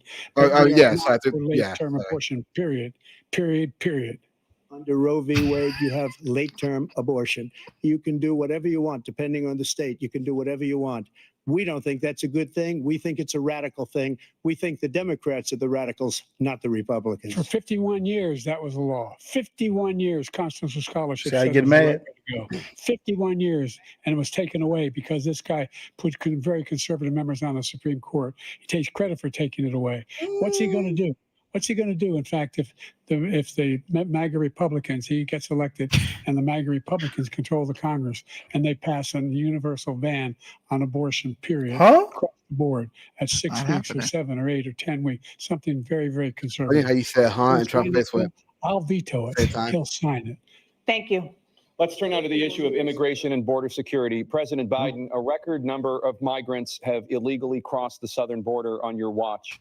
Overwhelming border states and overburdening cities such as New York and Chicago, and in some cases causing real safety and They're not security softballing concerns. the questions. Given that, why should voters trust you to solve this crisis?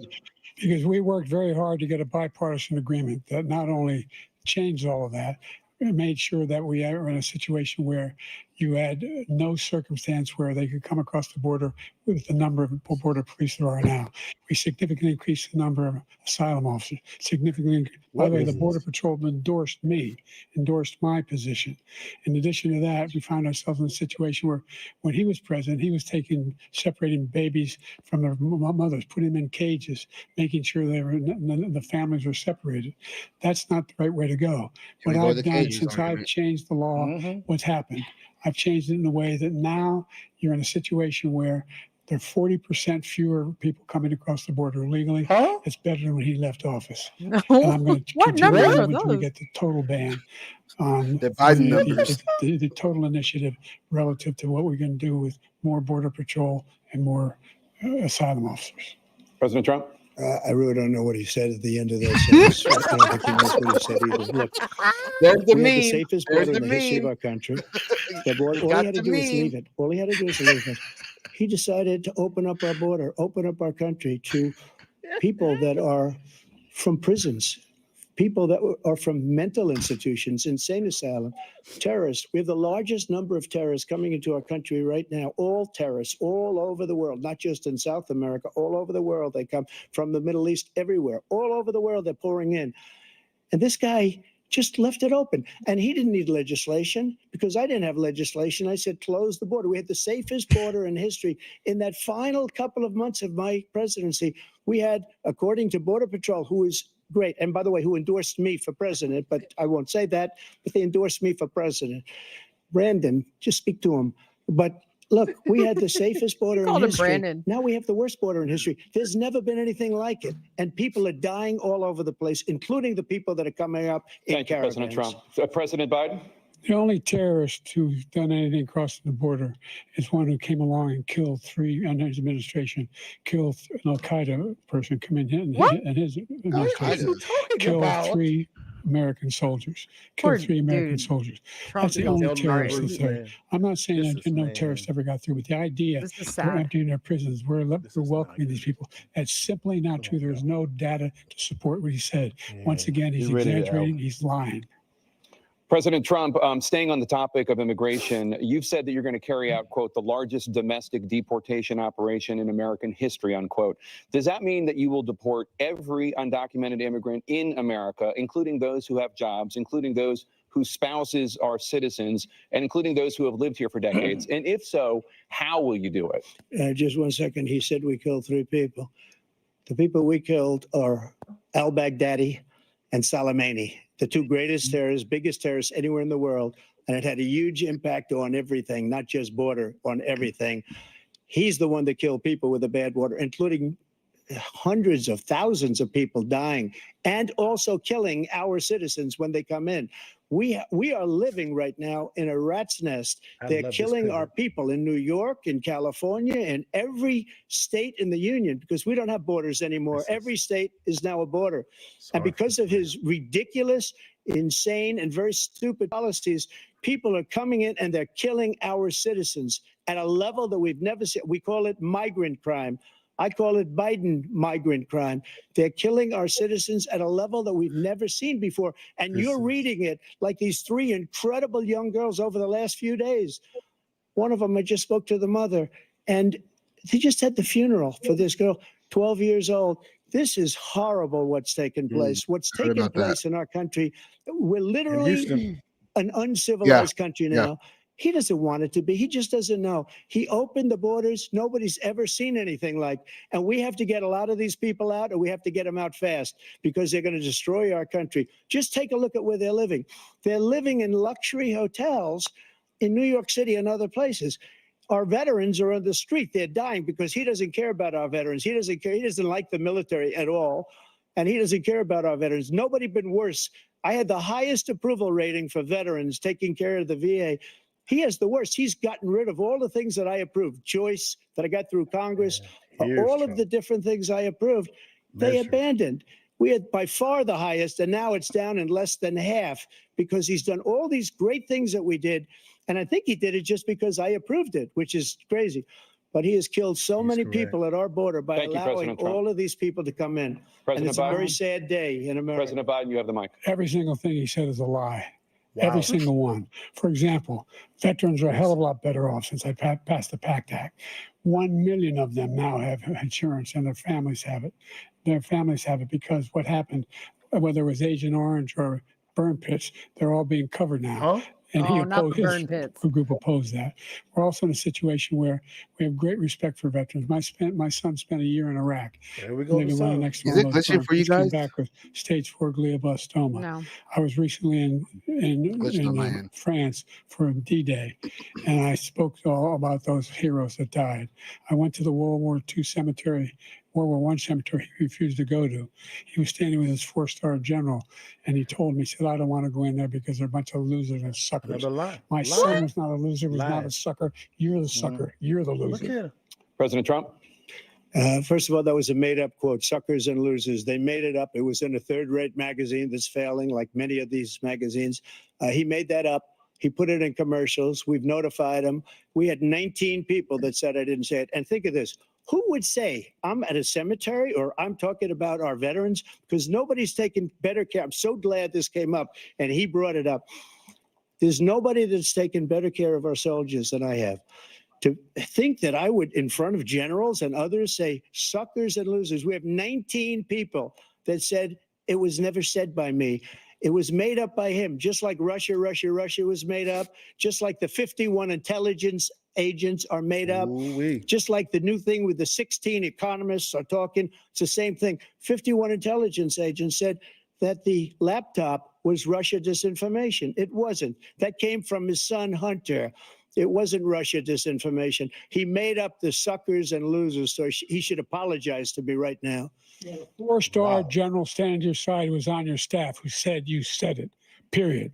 That's number one. And number two, the idea that I have to apologize to you for anything along the line. We've done more for veterans than any president has in American history. And they now are in their family. The only sacred obligation we have as a country is to care for our veterans when they come home and their families and equip them when they go to war. That's what we're doing. That's what the VA is doing now. They're doing more for veterans than ever before in our history. All right, thank you so much. Let's move to the topic of foreign policy. I want to begin with Russia's war against Ukraine, which is now in its 3rd year. Former President Trump, Russian President Vladimir Putin says he'll only end this war if Russia keeps the Ukrainian territory it has already claimed and Ukraine abandons its bid to join NATO. Are Putin's terms acceptable to you? First of all, our veterans and our soldiers can't stand this guy. They can't stand him. They think he's the worst commander-in-chief, if that's what you call him, that we've ever had. They can't stand him. So let's get that straight. And they like me more than just about any of them. And that's based on every single bit of information. As far as Russia and Ukraine, if we had a real president, the president that knew, that was respected by Putin, he would have never invaded Ukraine. A lot of people are dead right now, much more than people know. You know, they talk about numbers. You can double those numbers, maybe triple those numbers. He did nothing to stop it. In fact, I think he encouraged Russia from going in. I'll tell you what happened. He was so bad with Afghanistan. It was such a horrible embarrassment, most embarrassing moment in the history of our country, that when Putin watched that and he saw the incompetence, that he should have fired those generals, like I fired the one that you mentioned. And so he's got no love lost, but he should have fired those generals. No general got fired for the most embarrassing moment in the history of our country, Afghanistan, where we left billions of dollars of equipment behind. We lost 13 beautiful soldiers, and 38 soldiers were obliterated. And by the way, we left people behind too. We left American citizens behind. When Putin saw that, he said, you know what? I think we're going to go in and maybe take this was his dream. I talked to him about it, his dream. The difference is he never would have invaded Ukraine, never. Just like Israel would have never been invaded in a million years by Hamas. You know why? Because Iran was broke with me. I wouldn't let anybody do business with them. They ran out of money. They were broke. They had no money for Hamas. They had no money for anything, no money for terror. That's why you had no terror at all during my administration. This place, the whole world is blowing up under him. President Biden? I've never heard so much malarkey in my whole life. Look, the fact of the matter is that we're in a situation where, let's take the last point first. Iran attacked American troops cause brain damage for a number of these troops, and he did nothing about it. Recently, not when he was president, they attacked. He said they're just having headaches. That's all it is. But he didn't do a thing when the attack took place. Number one. Number two, we got over 100,000 Americans and others out of Afghanistan during that airlift.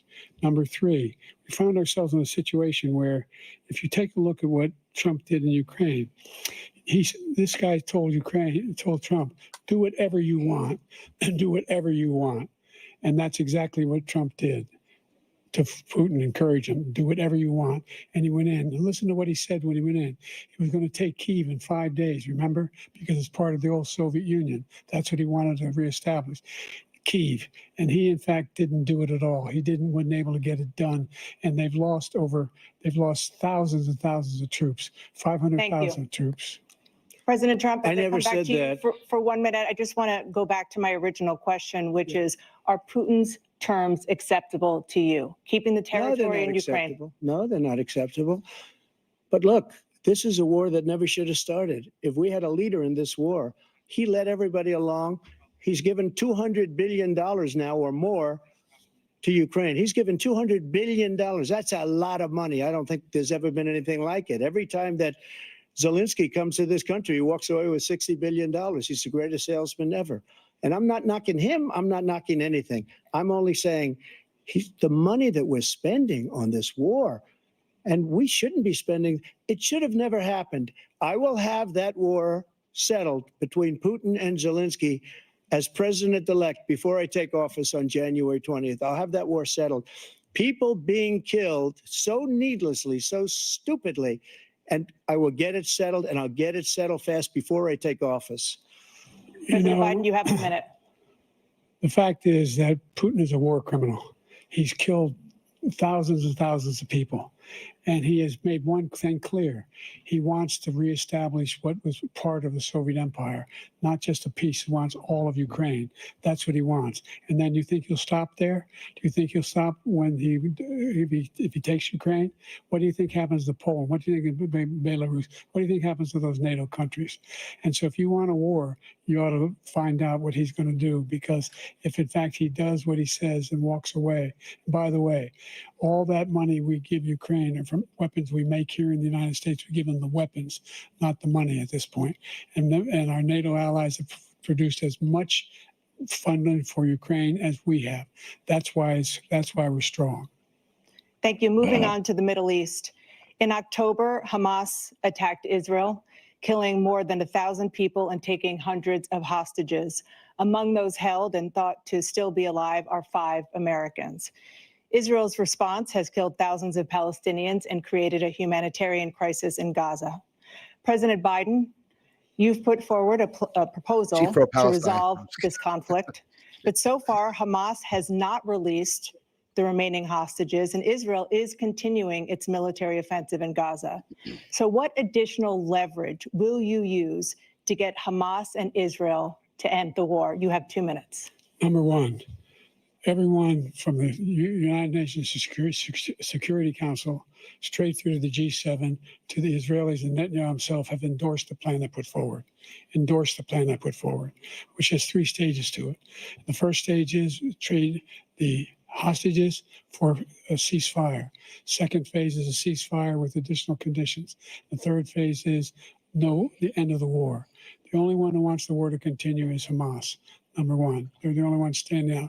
We're still pushing hard to get them to accept. In the meantime, what's happened in Israel? We're finding that the only thing I've denied Israel was 2,000-pound bombs. They don't work very well in populated areas. They kill a lot of innocent people. We're providing Israel with all the weapons they need and when they need them. And by the way, I'm the guy that organized the world against Iran when they had a full-blown intercontinental ballistic missile attack on Israel.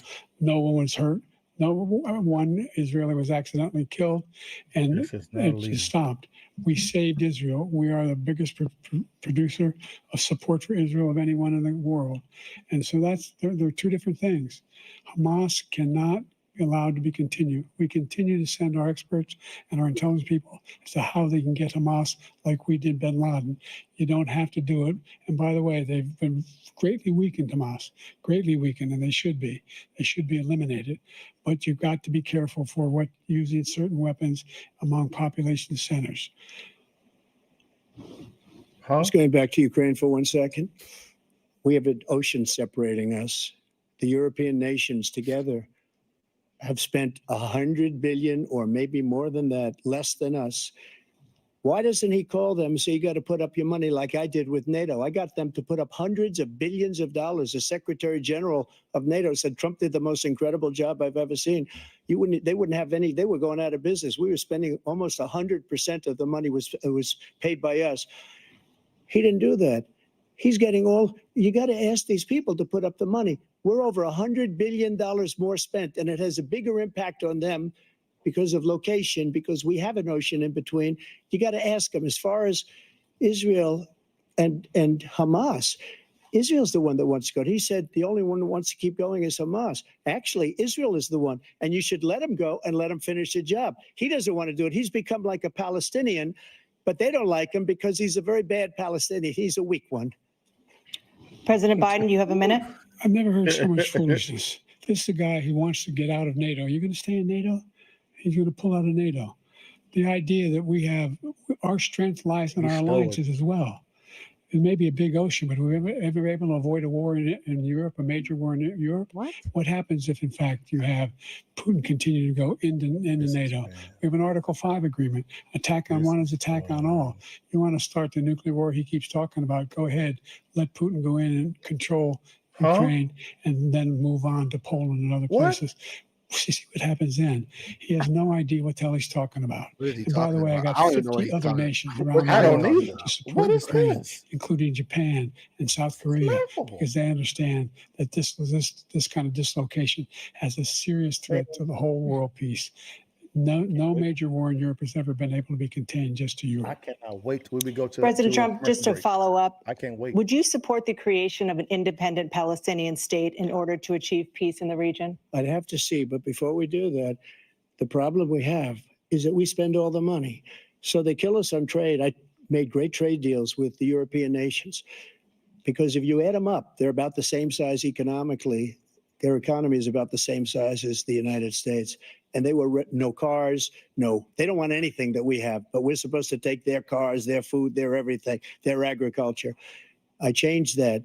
But the big thing I changed is they don't want to pay. And the only reason that he can play games with NATO is because I got them to put up hundreds of billions of dollars. I said, and he's right about this, I said, no, I'm not going to support NATO if you don't pay. They asked me that question, would you guard us against Russia? At a very secret meeting of the 28 states at that time, nations at that time. And they said, no, if you don't pay, I won't do that. And you know what happened? Billions and billions of dollars came flowing in the next day and the next months. But now we're in the same position. We're paying everybody's bills. Let's turn to the issue of democracy. Former President Trump, I want to ask you about January 6, 2021. After you rallied your supporters that day, some of them stormed the Capitol to stop the constitutionally mandated counting of electoral votes. As president, you swore an oath to, quote, preserve, protect, and defend, unquote, the Constitution. What do you say to voters who believe that you violated that oath through your actions and inaction on January 6th and worry that you'll do it again? Well, I don't think too many believe that. And let me tell you about January 6th. On January 6th, we had a great border. Nobody coming through, very few. On January 6th, we were energy independent. On January 6th, we had the lowest taxes ever. We had the lowest regulations ever. On January 6th, we were respected all over the world. All over the world, we were respected. And then he comes in, and we're now laughed at. We're like a bunch of stupid people. What happened to the United States' reputation under this man's leadership is horrible, including weaponization, which I'm sure at some point you'll be talking about, where he goes after his political opponent because he can't beat him fair and square. It was a trap. You have 80 seconds left. My question was, what do you say to those voters who believe that you violated your constitutional oath through your actions and inaction on January 6, 2021, and worry that you'll do it again? Well, I didn't say that to anybody. I said peacefully and patriotically. And Nancy Pelosi, if you just watched the news from 2 days ago, on tape to her daughter, who's a documentary filmmaker, they say, but she's saying, oh, no, it's my responsibility. I was responsible for this because I offered her 10,000 soldiers or National Guard, and she turned them down. And the mayor of, in writing, by the way, the mayor in writing turned it down, the mayor of D.C. They turned it down. I offered 10,000 because I could see, I had virtually nothing to do. They asked me to go make a speech. I could see what was happening. Everybody was saying they're going to be there on January 6th. They're going to be there. And I said, you know what? There's a lot of people coming. You could feel it. You could feel it too, and you could feel it. And I said, they ought to have some National Guard or whatever. And I offered it to her. And she now admits that she turned it down. And it was the same day she was, I don't know, she can't be very happy with her daughter because it made her into a liar. She said, I take full responsibility for January 6th. President Biden? Good answer. Look, he encouraged those folks to go up on Capitol Hill, number one.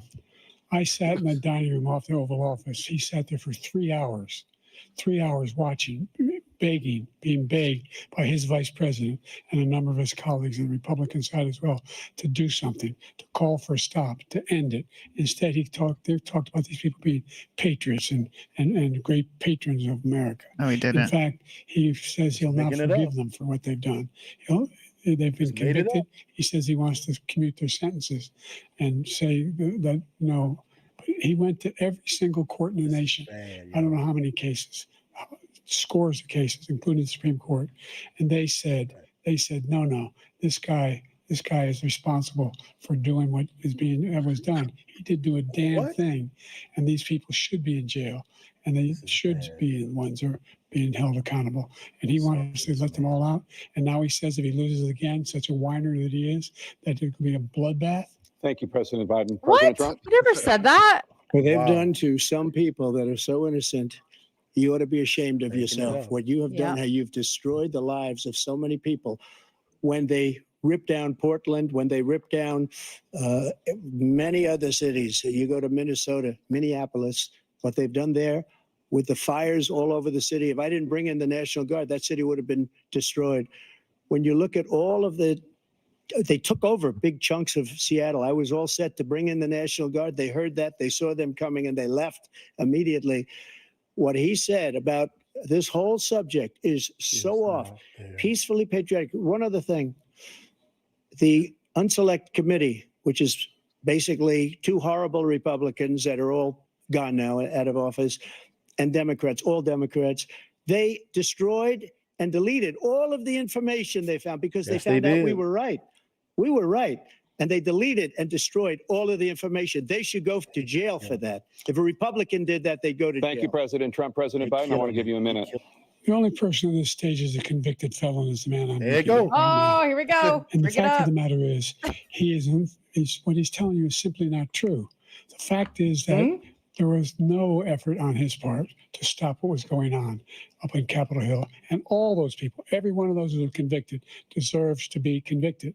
The idea that they didn't kill They deserve somebody, to be just went convicted. in and broke down doors, broke the windows, occupied offices, turned over desks, turned them over statues. The idea that those people are patriots, come on. When I asked him the first two debates we had, first time around, I said, will you denounce the Proud Boys? He said, no, I'll tell them to stand by. The idea he's refusing, will you denounce these guys? Will you denounce the people we're talking about now? Will you denounce the people who attacked that Capitol? What are you going to do? I'm going to give you a minute, President Trump, for a follow-up question I have. I just don't like that they're not letting them After a jury convicted you of respond. 34 felonies last month, you said if reelected, you would, quote, have every right to go after, unquote, your political opponents. You just talked about members of the Select Committee on January 6th going to jail. Your main political opponent is standing on stage with you tonight. Can you clarify exactly what it means about you feeling you have every right to go after your political opponents? Well, I said my retribution is going to be success. We're going to make this country successful again, because right now it's a failing nation. My retribution is going to be success. But when he talks about a convicted felon, his son is a convicted felon. at a very high level. His son is convicted, going to be convicted probably numerous other times. Should have been convicted before, but his Justice Department let the statute of limitations lapse on the most important things.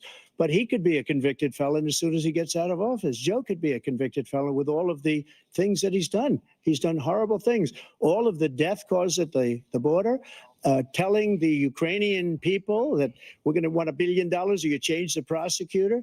Otherwise, you're not getting $1 billion. If I ever said that, that's quid pro quo.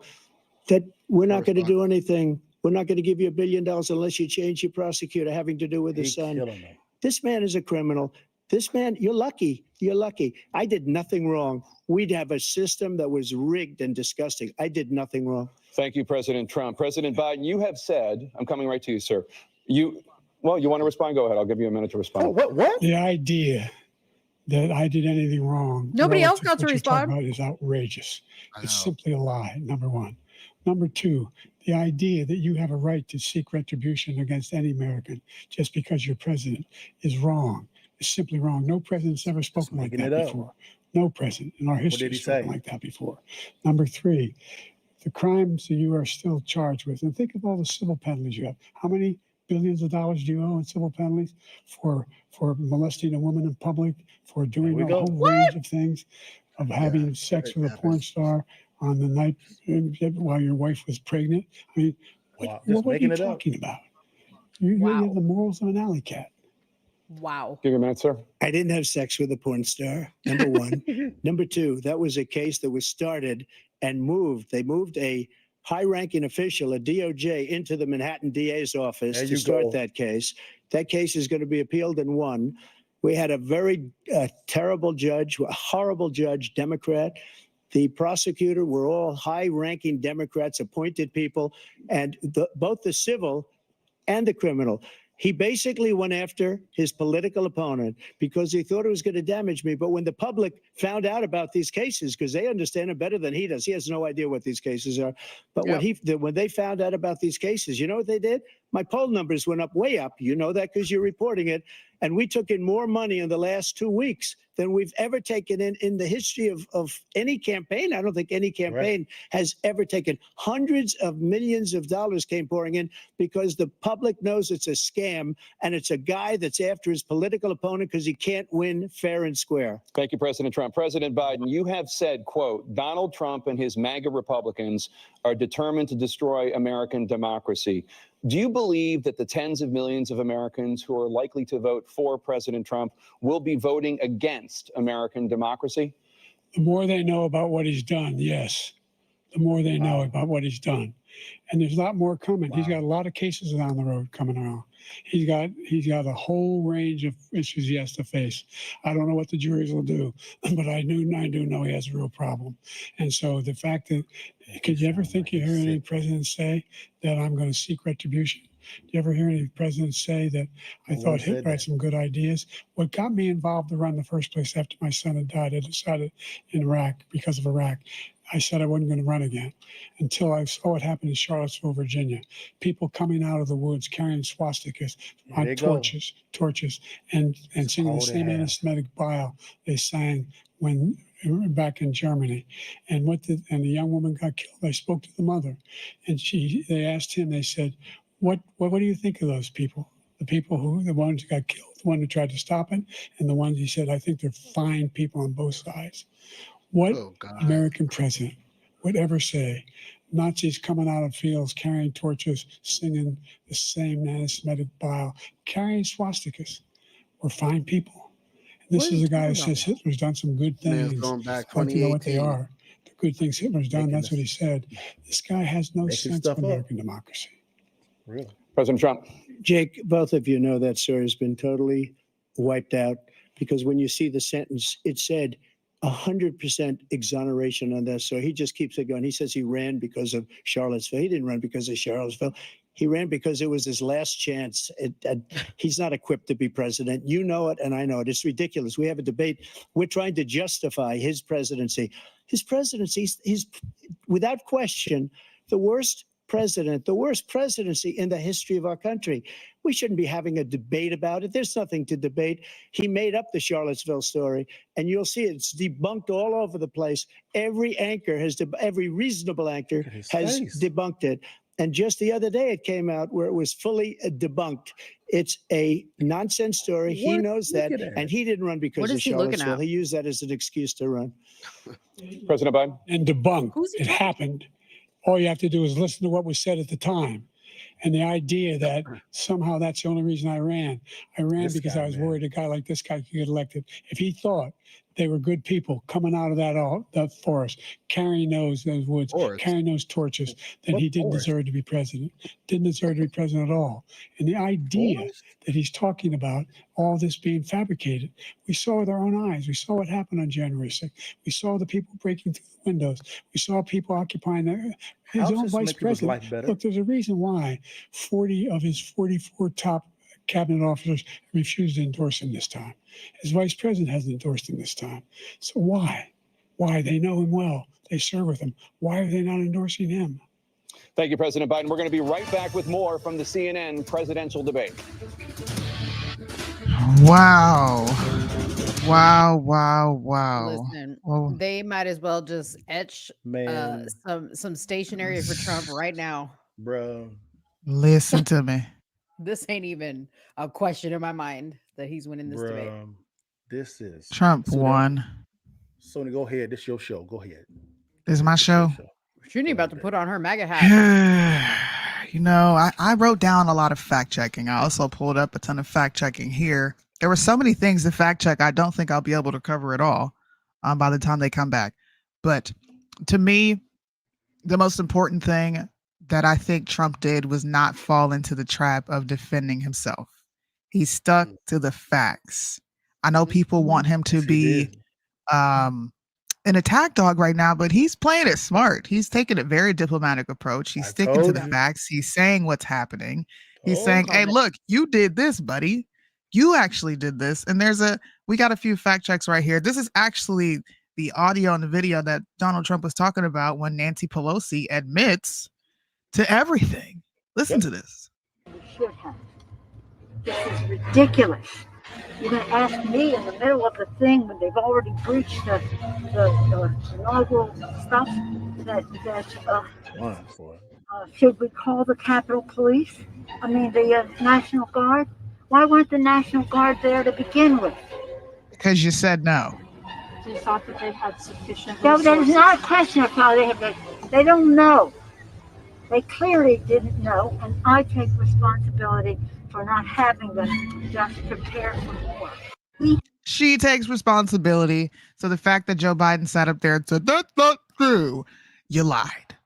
Joe Biden is not alive during this debate. This is actually extremely sad that this man is up there trying to debate, and they know that he's not capable.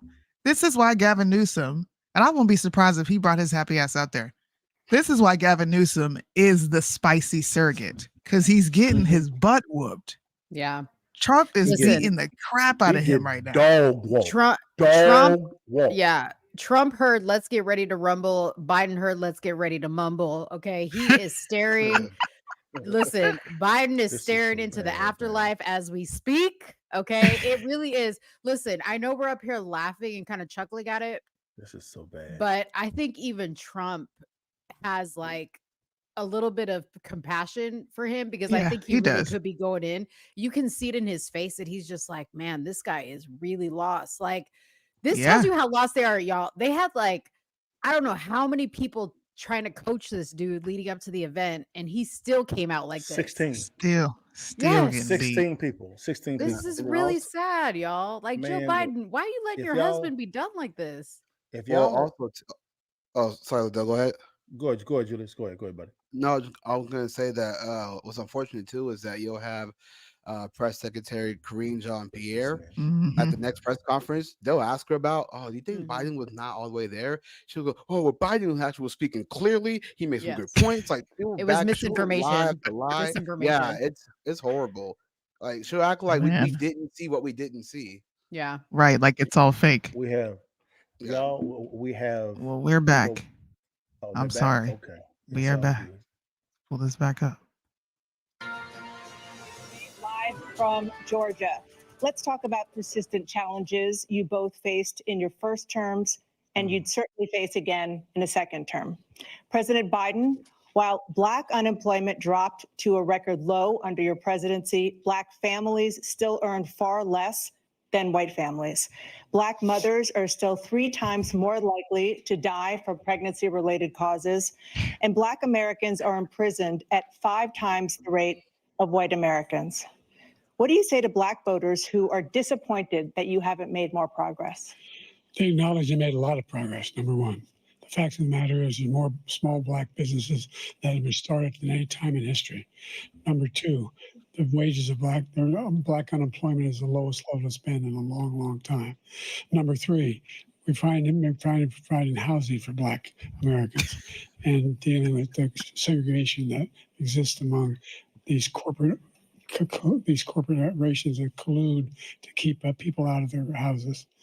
And in addition to that, we find that the impact on the choice that Black families have to make relative to childcare is incredibly difficult. When we did the first major piece of legislation in the past, I was able to reduce Black childcare costs. I cut them in half. We're going to make sure we provide for childcare costs. We got to make sure, because when you provide those childcare protections, you increase economic growth because more people can be in the job market. So there's more to be done, considerably more to be done. But we've done a great deal so far, and I'm not letting up, and they know it. You have 49 seconds left. What do you say to Black voters who are disappointed with the progress so far? I say I don't blame them for being disappointed. Inflation is still hurting them badly. For example, I provided for the idea that any Black family first-time home buyer should get a $10,000 tax credit to be able to buy their first home so they can get started. I made sure that we're in a situation where all those Black families and those Black individuals who had to take out student loans that were ballooning, that if they were engaged in nursing, doctor, and anything having to do with volunteerism, if they paid their bills for 10 years on their student debt, all the rest is forgiven after 10 years. Millions have benefited from that. What is and we're going to this? do a whole lot more for Black families. What is this? Thank you, President Trump.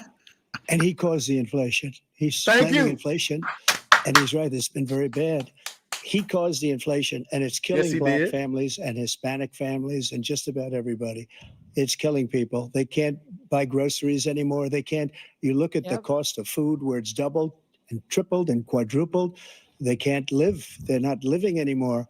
He caused this inflation. I gave him a country with essentially no inflation. It was perfect. It was so good. All he had to do is leave it alone. He destroyed it with his Green New scam and all this money that's being thrown out the window. He caused inflation. As sure as you're sitting there, the fact is that his big kill on the Black people is the millions of people that he's allowed to come in through the border. They're taking Black jobs now, and it could be 18, it could be 19, and even 20 million people. They're taking Black jobs, and they're taking Hispanic jobs, and you haven't seen it yet, but you're going to see something that's going to be the worst in our history. Thank you. President Biden? There was no inflation when I became president. You know why? The economy was flat on its back. 50% unemployment. He decimated the economy. Talking about the economy. That's why there was no forgot the inflation. infrastructure bill. There were no jobs. We provided thousands of millions of jobs for individuals who are in all communities, including minority communities. We made sure that they have health insurance. We have covered, the ACA has increased. I made sure that they're $8,000 per person in a family. You're printing money. Healthcare. But this guy wants to eliminate that. They tried 50 times. He wants to get rid of the ACA again. And they're going to try again if they win. You find ourselves in a position where the idea that we're not doing any, we put more police on the street than any administration has. He wants to cut the cops. We're providing for equity. Come on. Pencils down, Bobby. But in inflation, he caused it by his tremendous malfeasance in the way he handled the pandemic. Thank you. Another persistent challenge is the climate crisis. 2023 was the hottest year in recorded history, and communities across the country are confronting the devastating effects of extreme heat, intensifying wildfires, stronger hurricanes, and rising sea levels. Former President Trump, you've vowed to end your opponent's climate initiatives, but will you take any action as president to slow the climate crisis? Well, let me just go back to what he said about the police. Amen. How close the police are to him. Almost every police group in the nation from every state is supporting Donald J. Trump. Almost every police group. And what he's done to the black population is horrible, including the fact that for 10 years he called them super predators. We can't, in the 1990s, we can't forget that. Super predators was his name. And he called it to them for 10, and they've taken great offense at it. And now they see it happening. But when they see what I did for criminal justice reform and for the historically black colleges and universities, where I funded them and got them all funded, and the opportunity zones with Tim, as you know, Tim Scott was incredible. He did a great job, great senator from South Carolina. He came to me with the idea, and it was a great idea. It's one of the most successful economic development acts ever in the country, opportunity zones. And the biggest beneficiary are blacks. And that's why we have the best numbers with them in maybe ever. They're saying ever. I read this morning where ever, the best numbers. He's lost much of the black population because he's done a horrible job for black people. He's also done a horrible job for Hispanics. But wait till you see these millions of people pouring into our country, and they're going to take the jobs, and it's already started, and you haven't seen anything yet. It's a disaster. You've 38 seconds left. President Trump, will you take any action as president to slow the climate crisis? What crisis? I want absolutely immaculate clean water, and I want absolutely clean air, and we had it. We had H2O. We had the best numbers ever. And we were using all forms of energy, all forms, everything. And yet, during my 4 years, I had the best environmental numbers ever. And my top environmental people gave me that statistic just before I walked on the stage, actually. I don't know where the hell he's been. The idea that he said is true. I passed the most extensive climate change legislation in history. We find ourselves, and by the way, black colleges, I came up with $15 billion for HBCUs, historic black universities and colleges, because they don't have the kind of contributors that they have to build these laboratories and the like.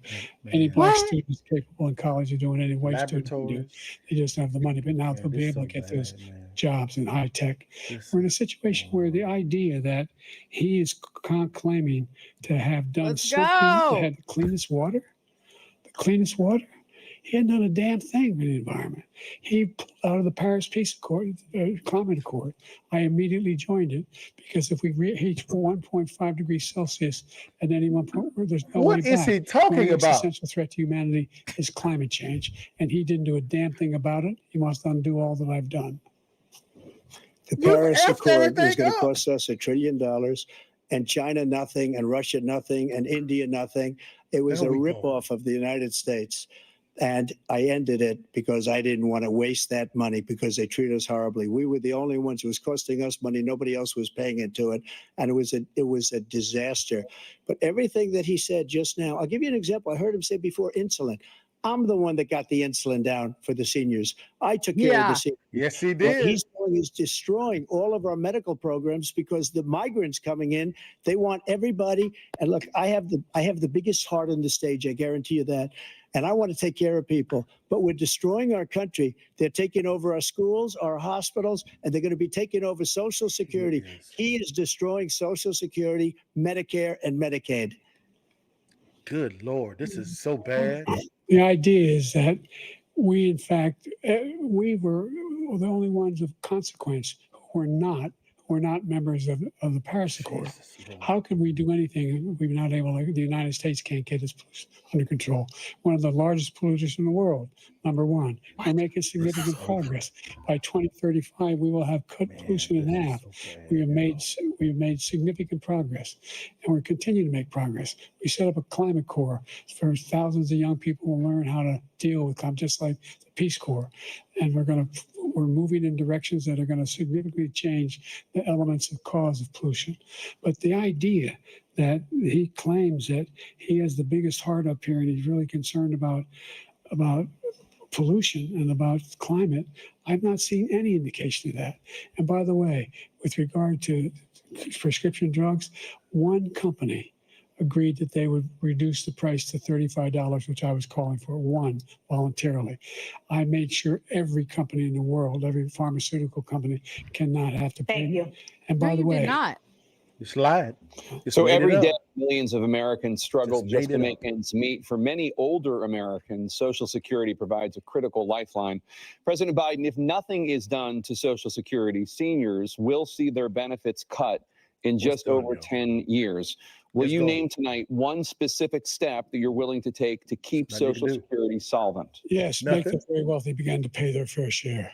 What right the now, everybody making under $170,000 pays 6% of their income, of their paycheck, every single time they get a paycheck from the time of the first one they get when they're 18 years old.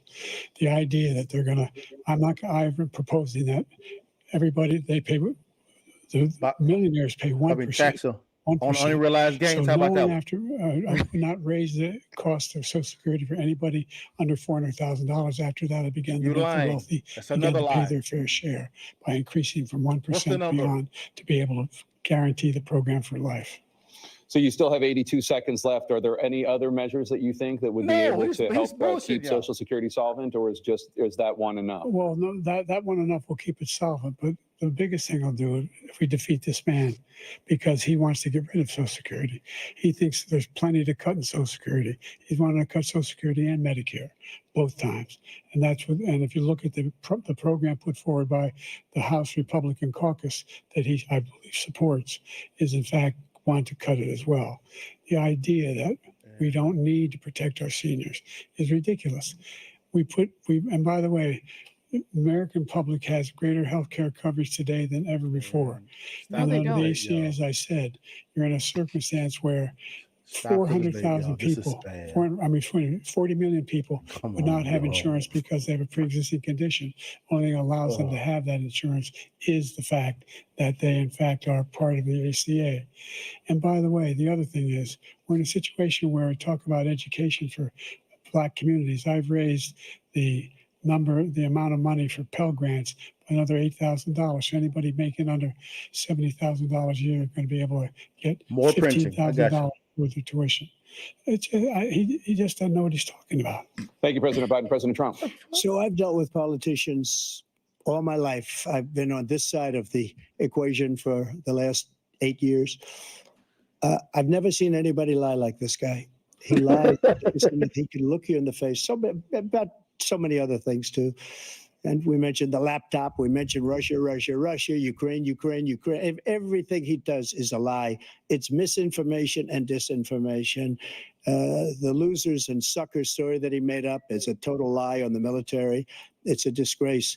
But Social Security, he's destroying it because millions of people are pouring into our country, and they're putting them onto Social Security. They're putting them onto Medicaid. They're putting them in our hospitals. They're taking the place of our citizens.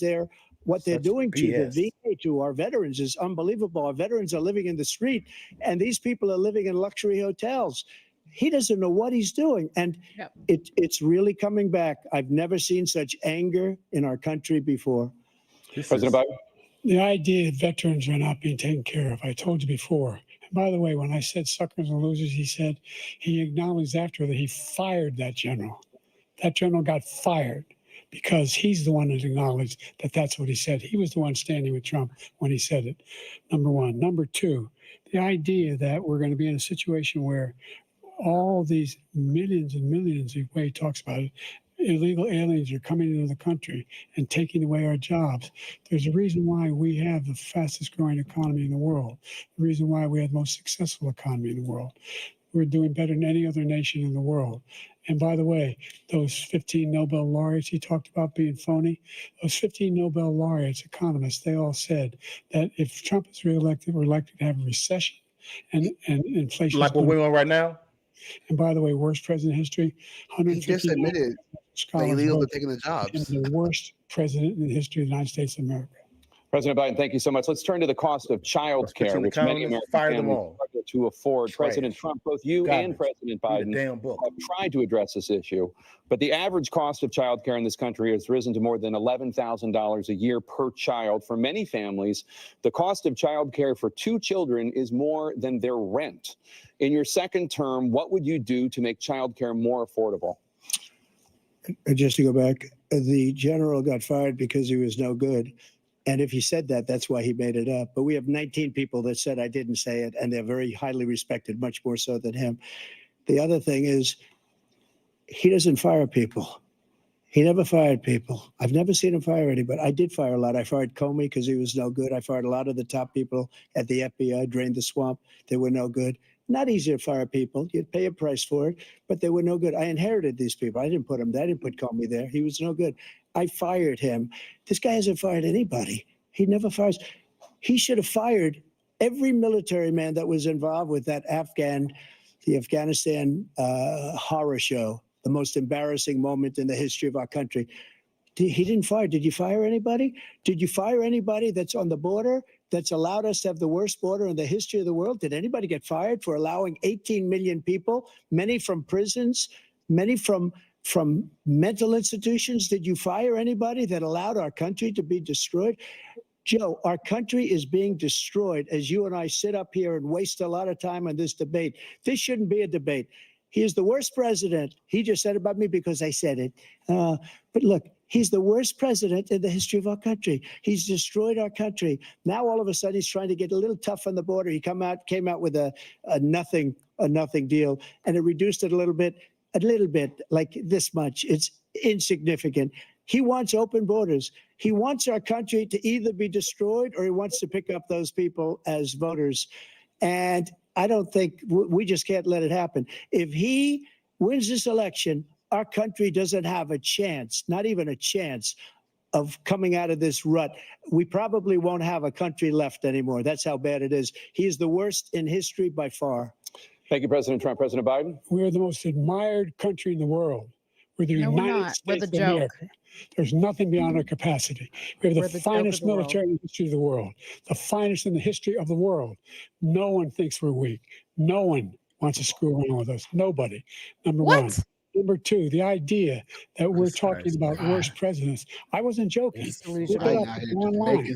159 or 58, don't hold me the exact number, presidential historians, they've had meetings and they voted who's the worst president in American history. Who gives a damn? The worst. They said he was the worst in all of American history. Yep, all the paid people. That's not conjecture. He can argue they're wrong, but that's what they voted.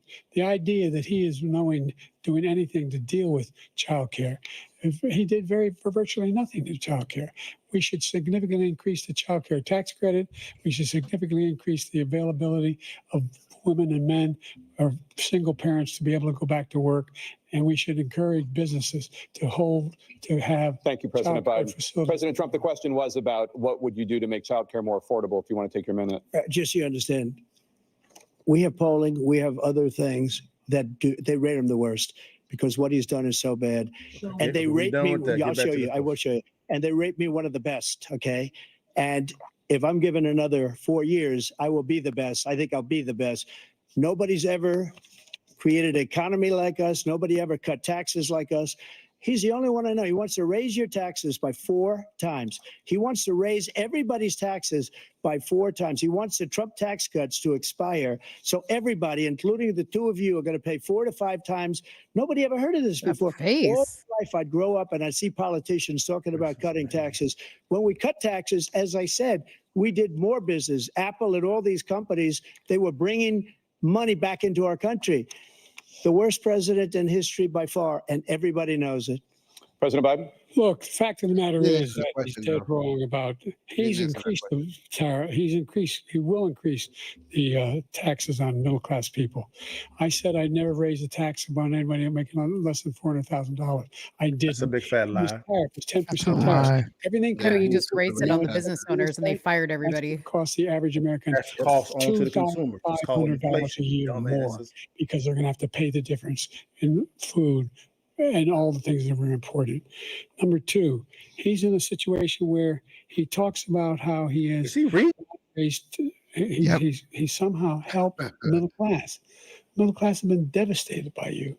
Now you want a new tax cut of $5 trillion over the next 10 years, which is going to fundamentally bankrupt the country. You had the largest deficit of any president in American history, number one. Number two, you have not, in fact, made any contact, any progress with China. We are at the lowest. You're trade the president, you stupid. Since 2010. Thank you, President Biden. You lost. Thank you, President Biden. Let's discuss an epidemic impacting millions of Americans that both of you have made a top priority in your first term, the opioid crisis. And for both of you, the number of overdose deaths in this country has gone up. Under your term, it went up. Under your term, it has gone up. Former President Trump, despite the efforts that both of you have made, more than 100,000 Americans are dying from overdoses every year, primarily from fentanyl and other opioids. What will you do to help Americans right now in the throes of addiction who are struggling to get the treatment they need? To finish up, we now have the largest deficit in the history of our country under this guy. We have the largest deficit with China. He gets paid by China. He's a Manchurian candidate. He gets money from China. So I think there's a free deal with him, something. But do you notice he never took out the tariffs because we bring in so much money with the tariffs that I imposed on China. He never took them away. He can't because it's too much money. It's tremendous. And we saved our steel industries, and there was more to come, but he hasn't done that. But he hasn't cut the tariffs because he can't, because it's too much money. But he's got the largest deficit in the history of our country, and he's got the worst situation with China. China's going to own us if you keep allowing them to do what they're doing to us as a country. They are killing us as a country, Joe, and you can't let that happen. You're destroying our country. So, President Trump, you have 67 seconds left. The question was, what are you going to do to help Americans in the throes of addiction right now who are struggling to get the treatment they need? Jake, we were doing very well at addiction until the COVID came along. We had the 2.5, almost 3 years of like nobody's ever had before, any country, in every way. And then we had to get tough. And it was the drugs pouring across the border it started to increase. We got great equipment. We bought the certain dog. That's the most incredible thing that you've ever seen, the way they can spot it. We did a lot. And we were getting very low numbers, very, very low numbers. Then he came along. The numbers, have you seen the numbers now? It's not only the 18 million people that I believe is even low because the gotaways, they don't even talk about gotaways.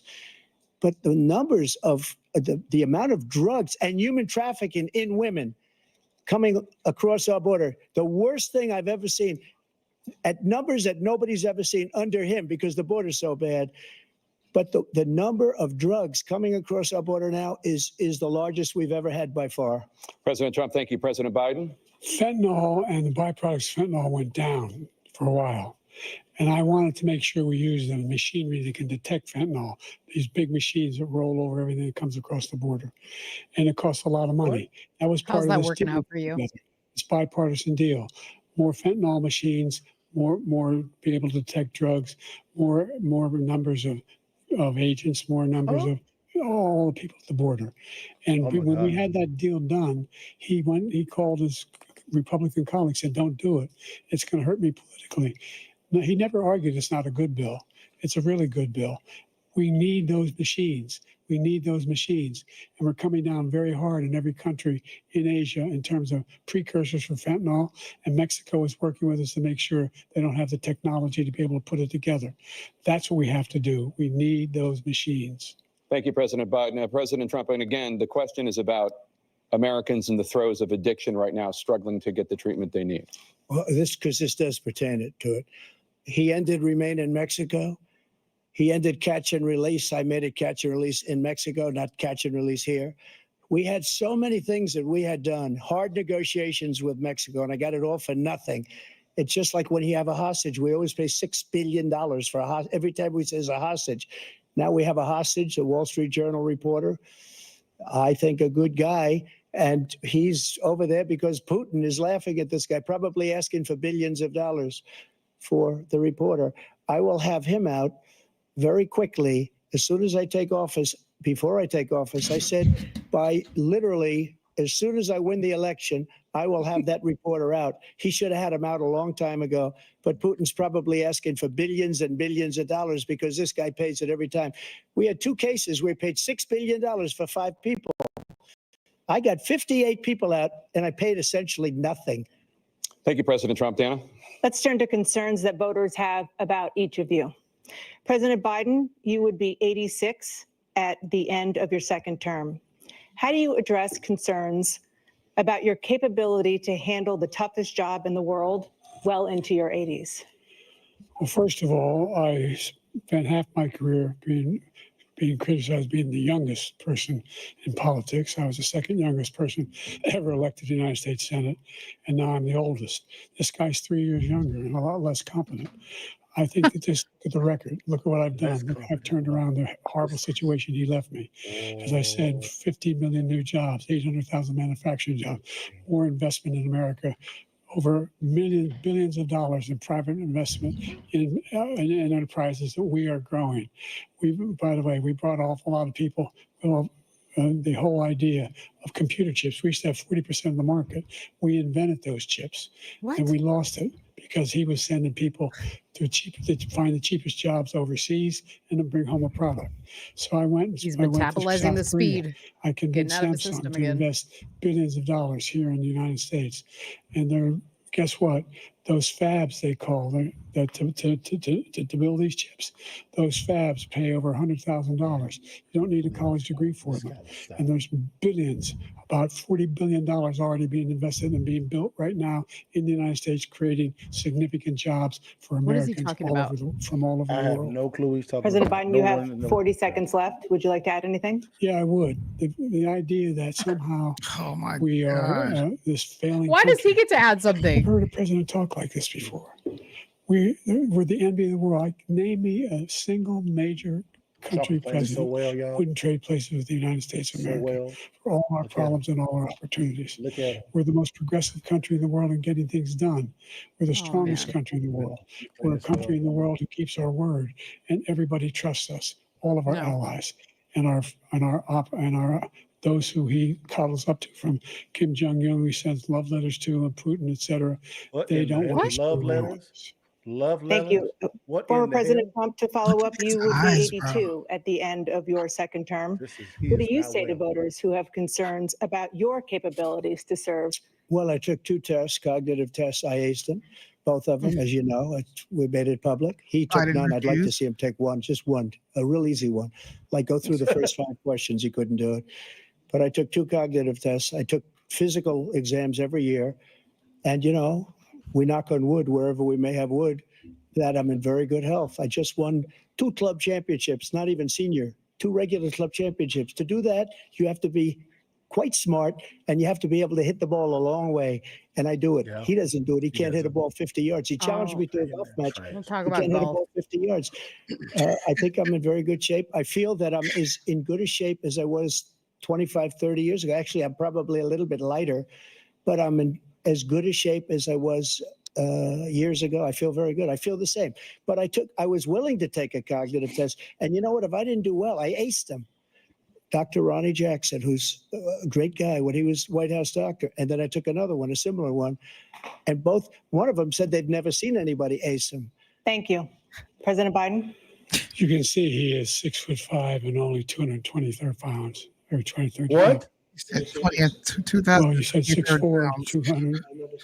Well, anyway, that's it. Anyway, just take a look at what he said. What is that got to do? Take a look at what he is. Look, I'd be happy to have a driving contest with him.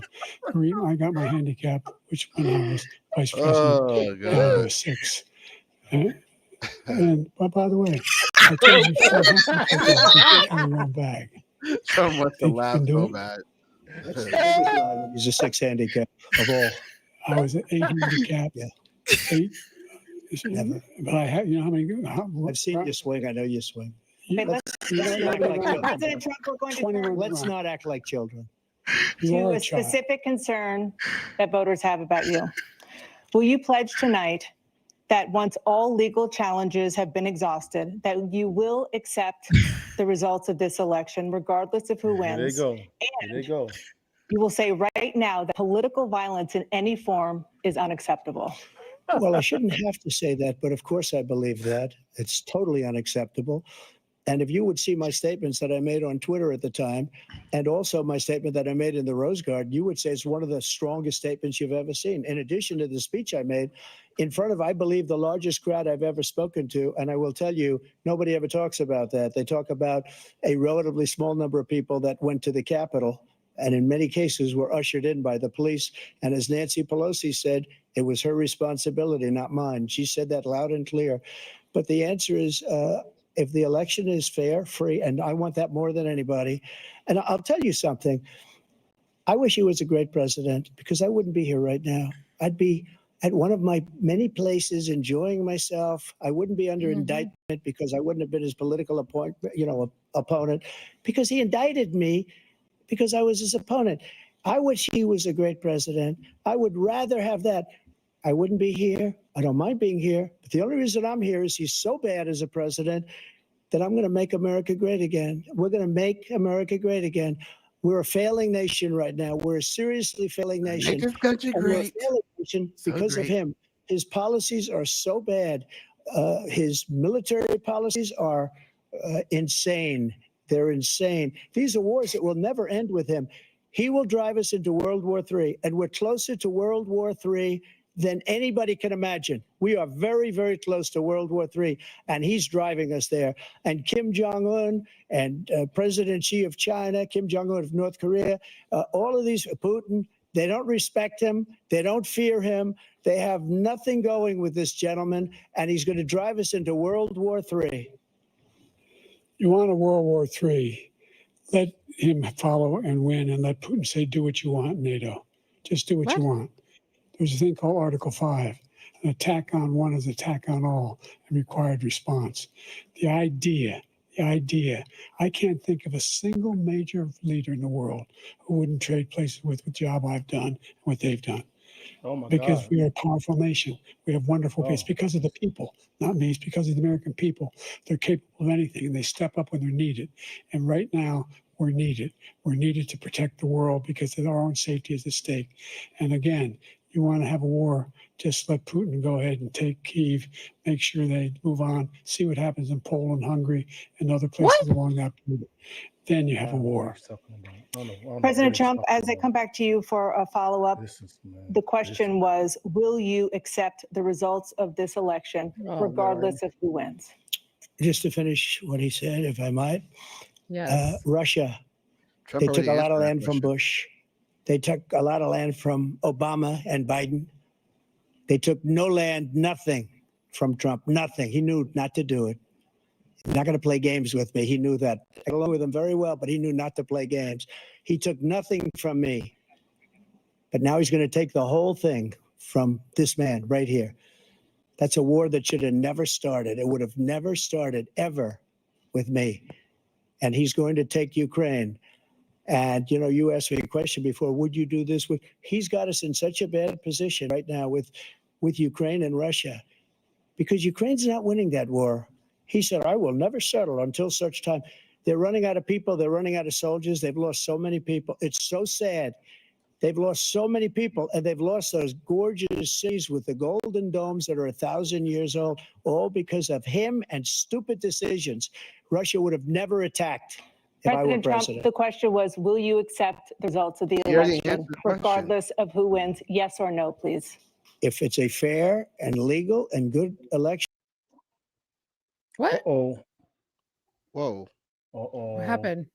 And everything else was ridiculous. And if you want, we'll have a news conference on it in a week, or we'll have another one of these in a week. But I will absolutely, there's nothing I'd rather do. It would be much easier for me to do that than I'm running again. I wasn't really going to run until I saw the horrible job he did. He's destroying our country. I would be very happy to be someplace else, in a nice location someplace. And again, no indictments, no political opponent stuff, because it's the only way he thinks he can win. But unfortunately, it's driven up my numbers and driven them up to a very high level because the people understand it. Well, let's see what your numbers are when this election is over. Let's see. You're a whiner. We'll see. All right. You lost the first time. You continued, you appealed and appealed to courts all across the country. Not one single court in America said any of your claims had any merit, state or local, none. But you continue to provoke this lie about somehow there's all this misrepresentation, all this stealing. There is no evidence of that at all. And I tell you what, I doubt whether you'll accept it because you're such a whiner. The idea, if you lose again, you accepting anything, you can't stand the loss. Something snapped in you when you lost the last time. We'll be right back with more from the CNN presidential debate, live from Georgia. This has been a bloodbath, everyone. Why are we talking about Michael Jackson? We'll take that down. Michael Jackson was a great guy, very great dancer. Don't go after Michael. Let's not go after Michael now. Come on now. Good dancer, great music. He said, "Beat it." All right, let's get to the commentary because we have limited time. Yeah, go ahead, Liddell. Since you didn't get to talk. Yeah, let's hear what Liddell has to say. Okay, if you are voting for Joe Biden after this bloodbath, guys, check your something. You may have COVID. He said you may have COVID. This is really bad. Like this is terrible. Trump has won every round, and I'm talking about this. Not barely. He has destroyed this man. Yep. This is bad. It's time to sub in Gavin Newsom, y'all. Yeah. But where's the spicy surrogate? But he's not going to step aside, guys, because the most powerful person in DC is Hunter Biden. He ain't going nowhere at all. No, sir. And to be honest with you, real quick, if I was Democrats, I would let him lose.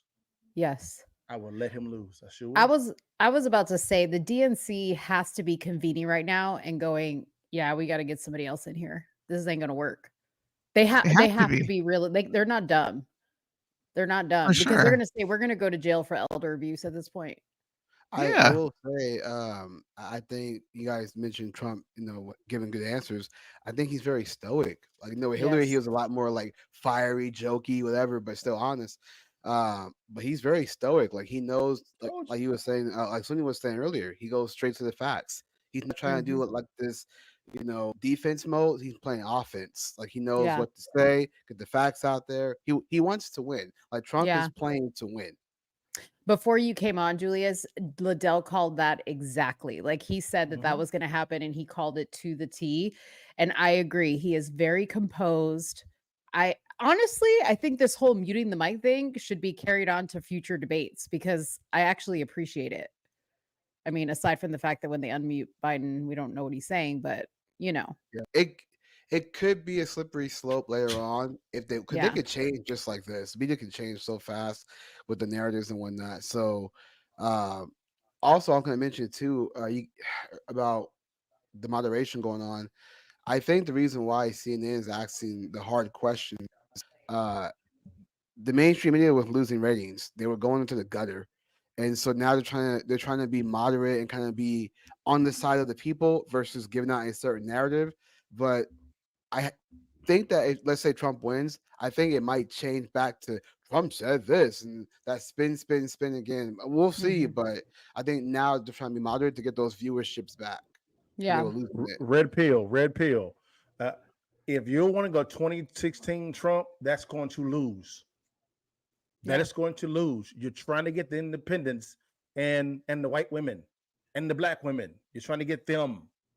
They want to feel, again, the key word is feel, that you're in control. They don't care about facts. It's about feelings. Yeah. Please, y'all. Strategy. I like Trump's approach because the people who are watching are going to be like, wow, I'm actually listening to Trump versus just like he just saying crazy things. Agreed. Biden, we're back, guys. Significant progress from the debacle that was left by President Trump in his last term. We find ourselves in a situation where, number one, we have to make sure that we have a fair tax system. I ask anyone out there in the audience or anyone out watching this debate, do you think the tax system is fair?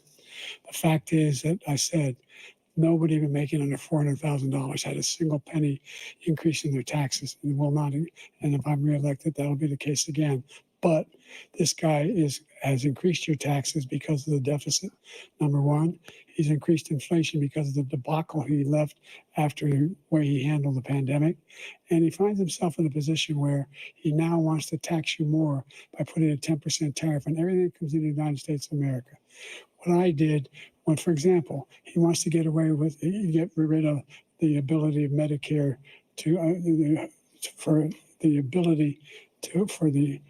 us to be able to negotiate drug prices with the big pharma companies. Well, guess what? We got it down to $35 for insulin instead of $400. No more than $2,000 for every senior, no matter how much prescription they need. You know what that did?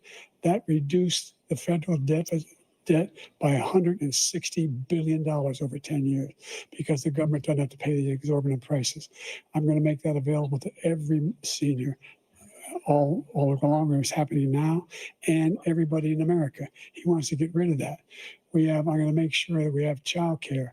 We're going to significantly increase the credits people have for child care. I'm going to make sure we do something about what we're doing on lead pipes and all the things that are causing health problems for people want to across the afford country. gas and groceries. We're going to continue to fight to bring down inflation and give people a break. Thank you, President Biden. President Trump, you now have 2 minutes for your closing statement. Like so many politicians, this man is just a complainer. He said, we want to do this, we want to do that, we want to get rid of this tax, that tax. But he doesn't do anything. All he does is make our country unsafe by allowing millions and millions of people to pour in. Our military doesn't respect him. We look like fools in Afghanistan. We didn't stop Israel. It was such a horrible thing that would have never happened. It should have never happened. Iran was broke. Anybody that did business with Iran, including China, they couldn't do business with the United States. They all passed. Iran was broke. They had no money for Hamas or Hezbollah, for terror, no money whatsoever. Again, Ukraine should have never happened. He talks about all this stuff, but he didn't do it. For 3.5 years, we're living in hell. We have the Palestinians and we have everybody else rioting all over the place. You talk about Charlottesville. This is 100 times Charlottesville, 1,000 times. The whole country is exploding because of you, because they don't respect you, and they have to respect their president, and they don't respect you throughout the world. What we did was incredible. We rebuilt the military. We got the largest tax cut in history, the largest regulation cut in history. The reason he's got jobs is because I cut the regulations that gave jobs, but he's putting a lot of those regulations back on.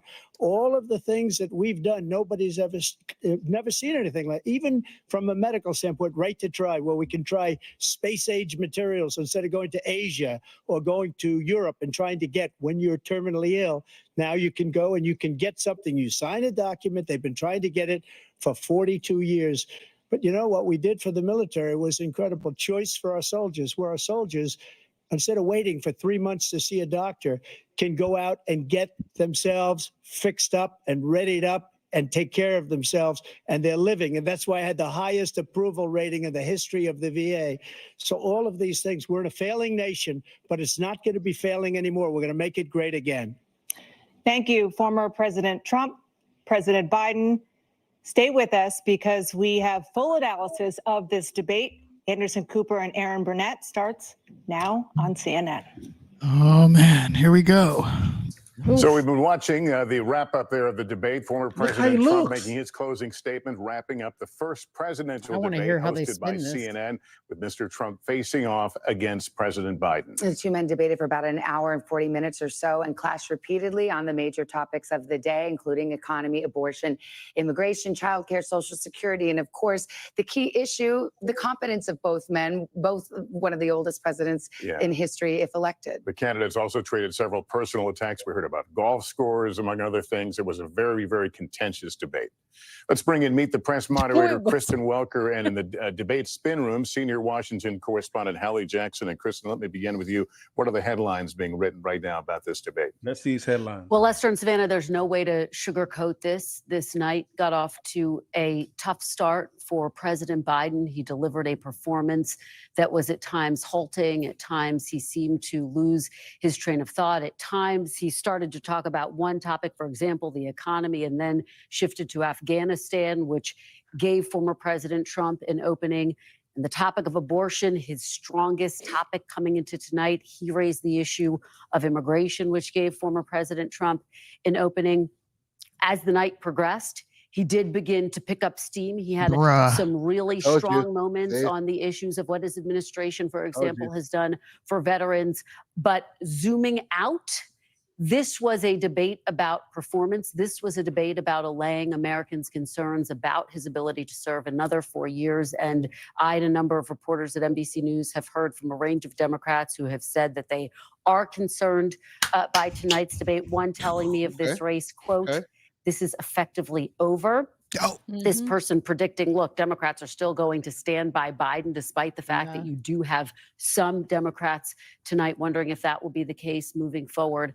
But there has been some tough language that people have been reaching out to offer in terms of the performance that they saw tonight from President Biden. It is also important to note, former President Trump unleashed a torrent at times of misinformation, some of which President Biden fact-checked, some of which went unanswered. Damn thing. You have to wonder if the format of this debate, the fact that the mics were muted may have played a role in this. But again, a slow start to this debate for President Biden. He did pick up steam. We'll have to see how people play it. Let's go to Holly Jackson, who's in the spin room down in Atlanta. And I mean, here's a race that in some ways was essentially tied, perhaps, Donald Trump in the most of the national polls and swing state polls going into it had a lead in most of them.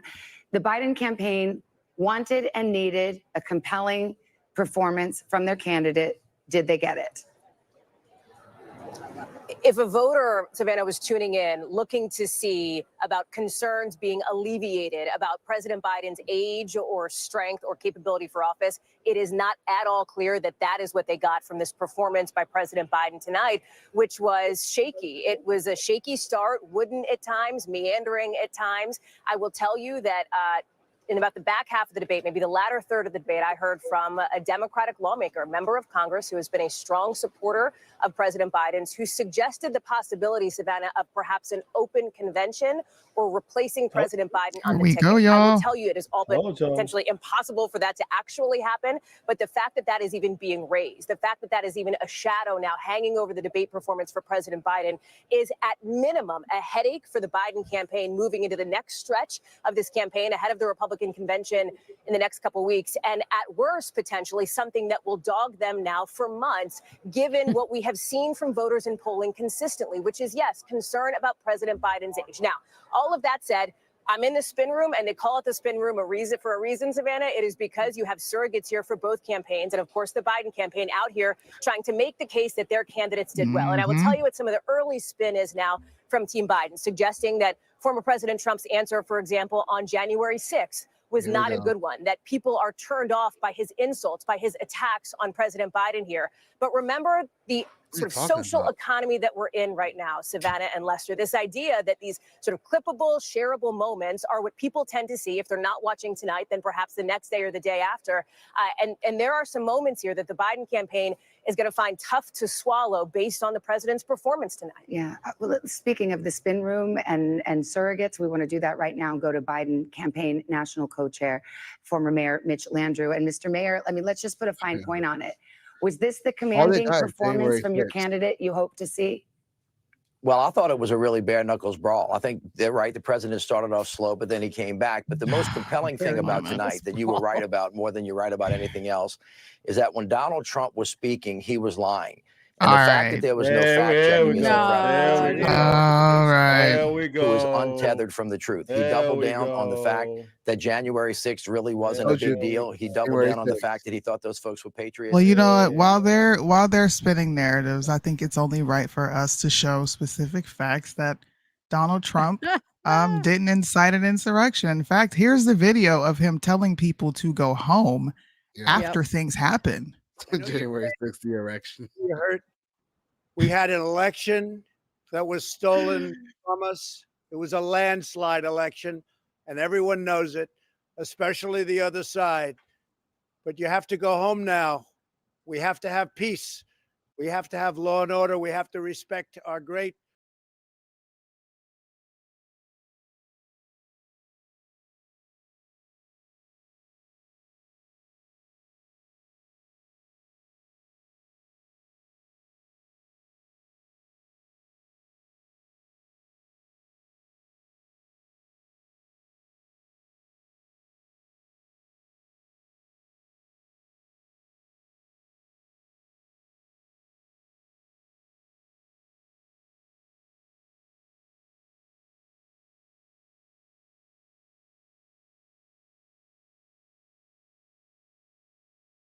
Go home in peace. Yeah, I remember that. What too. more needs to be said? What more do you need What to see? more? What All they- more? I'm going to leave this in the background, but we're going to talk. What all they more have needs is to be done? Yeah, all they have is January 6th. I mean, that's the unfortunate thing is that, see, Trump was so stoic that they had nothing against him. So they have to say January 6th because he said he did things. And you're like, he didn't do anything, though. We can give you evidence on top of evidence, just like mountains of evidence that nothing happened.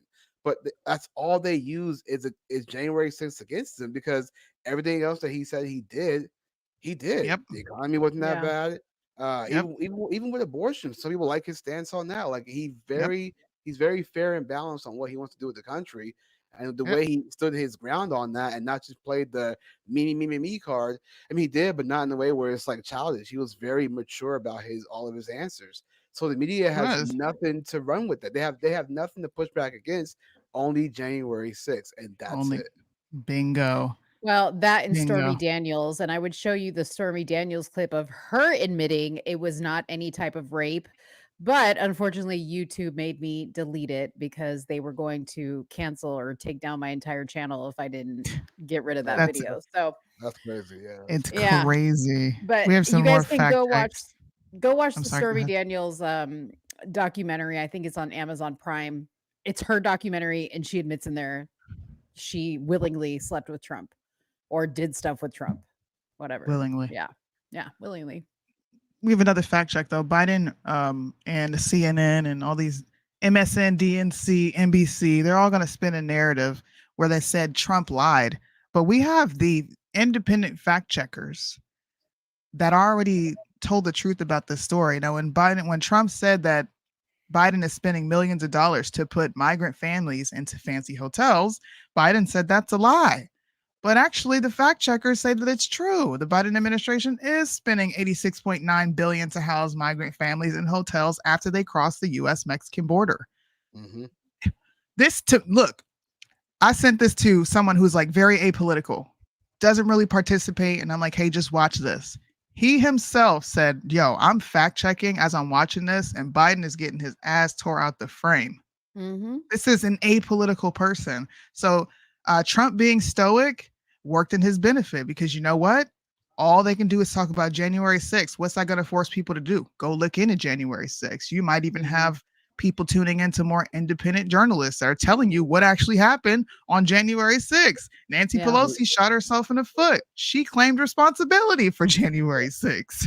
Matter of fact, you can even go on Twitter and just type in keyword January 6th. You get a gang of videos of people talking about the same thing. Nancy Pelosi, all the videos that, whether you like Mike Johnson or not, they show all the videos from what happened. It's all out there. So it's not like people can't find this.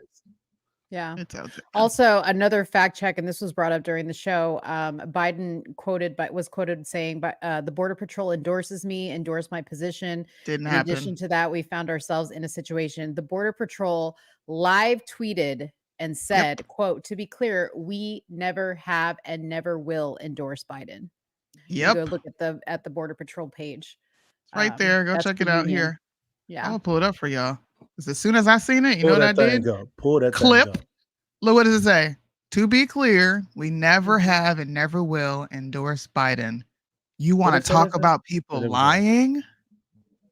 CNN is full of shit, man. If you can't see, and I'm talking about the right and the left, I'm not just hyper focusing on the left. These news organizations are not worth shit.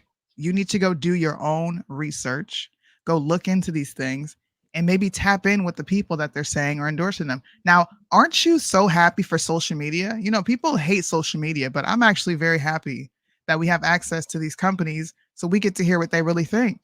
Correct. Shout out to the Border Patrol for sticking on Twitter. There you go, Border Patrol. Do your thug this one.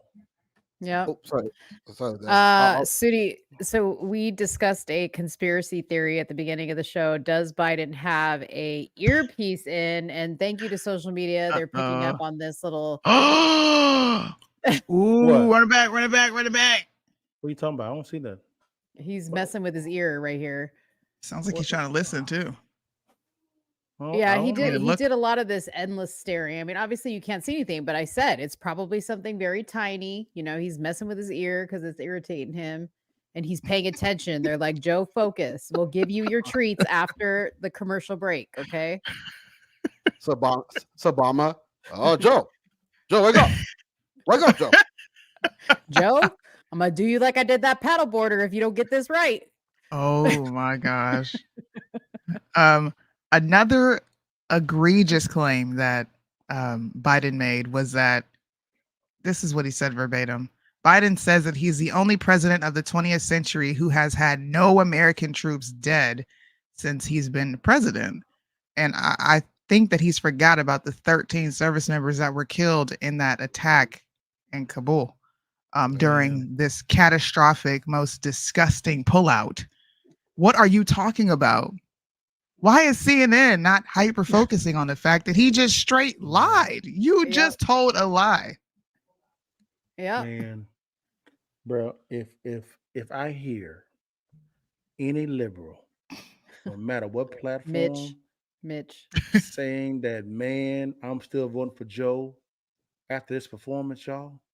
Yeah, man. Like, this is bad. Let me ask you this question for the serious minded people. Would you be okay with Joe making decisions based on your stock market portfolio? Hell no. How about your real estate portfolio? I wouldn't even let him pick my socks. Mutual funds? but you're okay with him making the decisions to run the damn country. What is this? Right. This is come on, y'all. We got call a spade a spade. This man can't run no damn country. What is this, man? Stop playing this game. And this is elder abuse.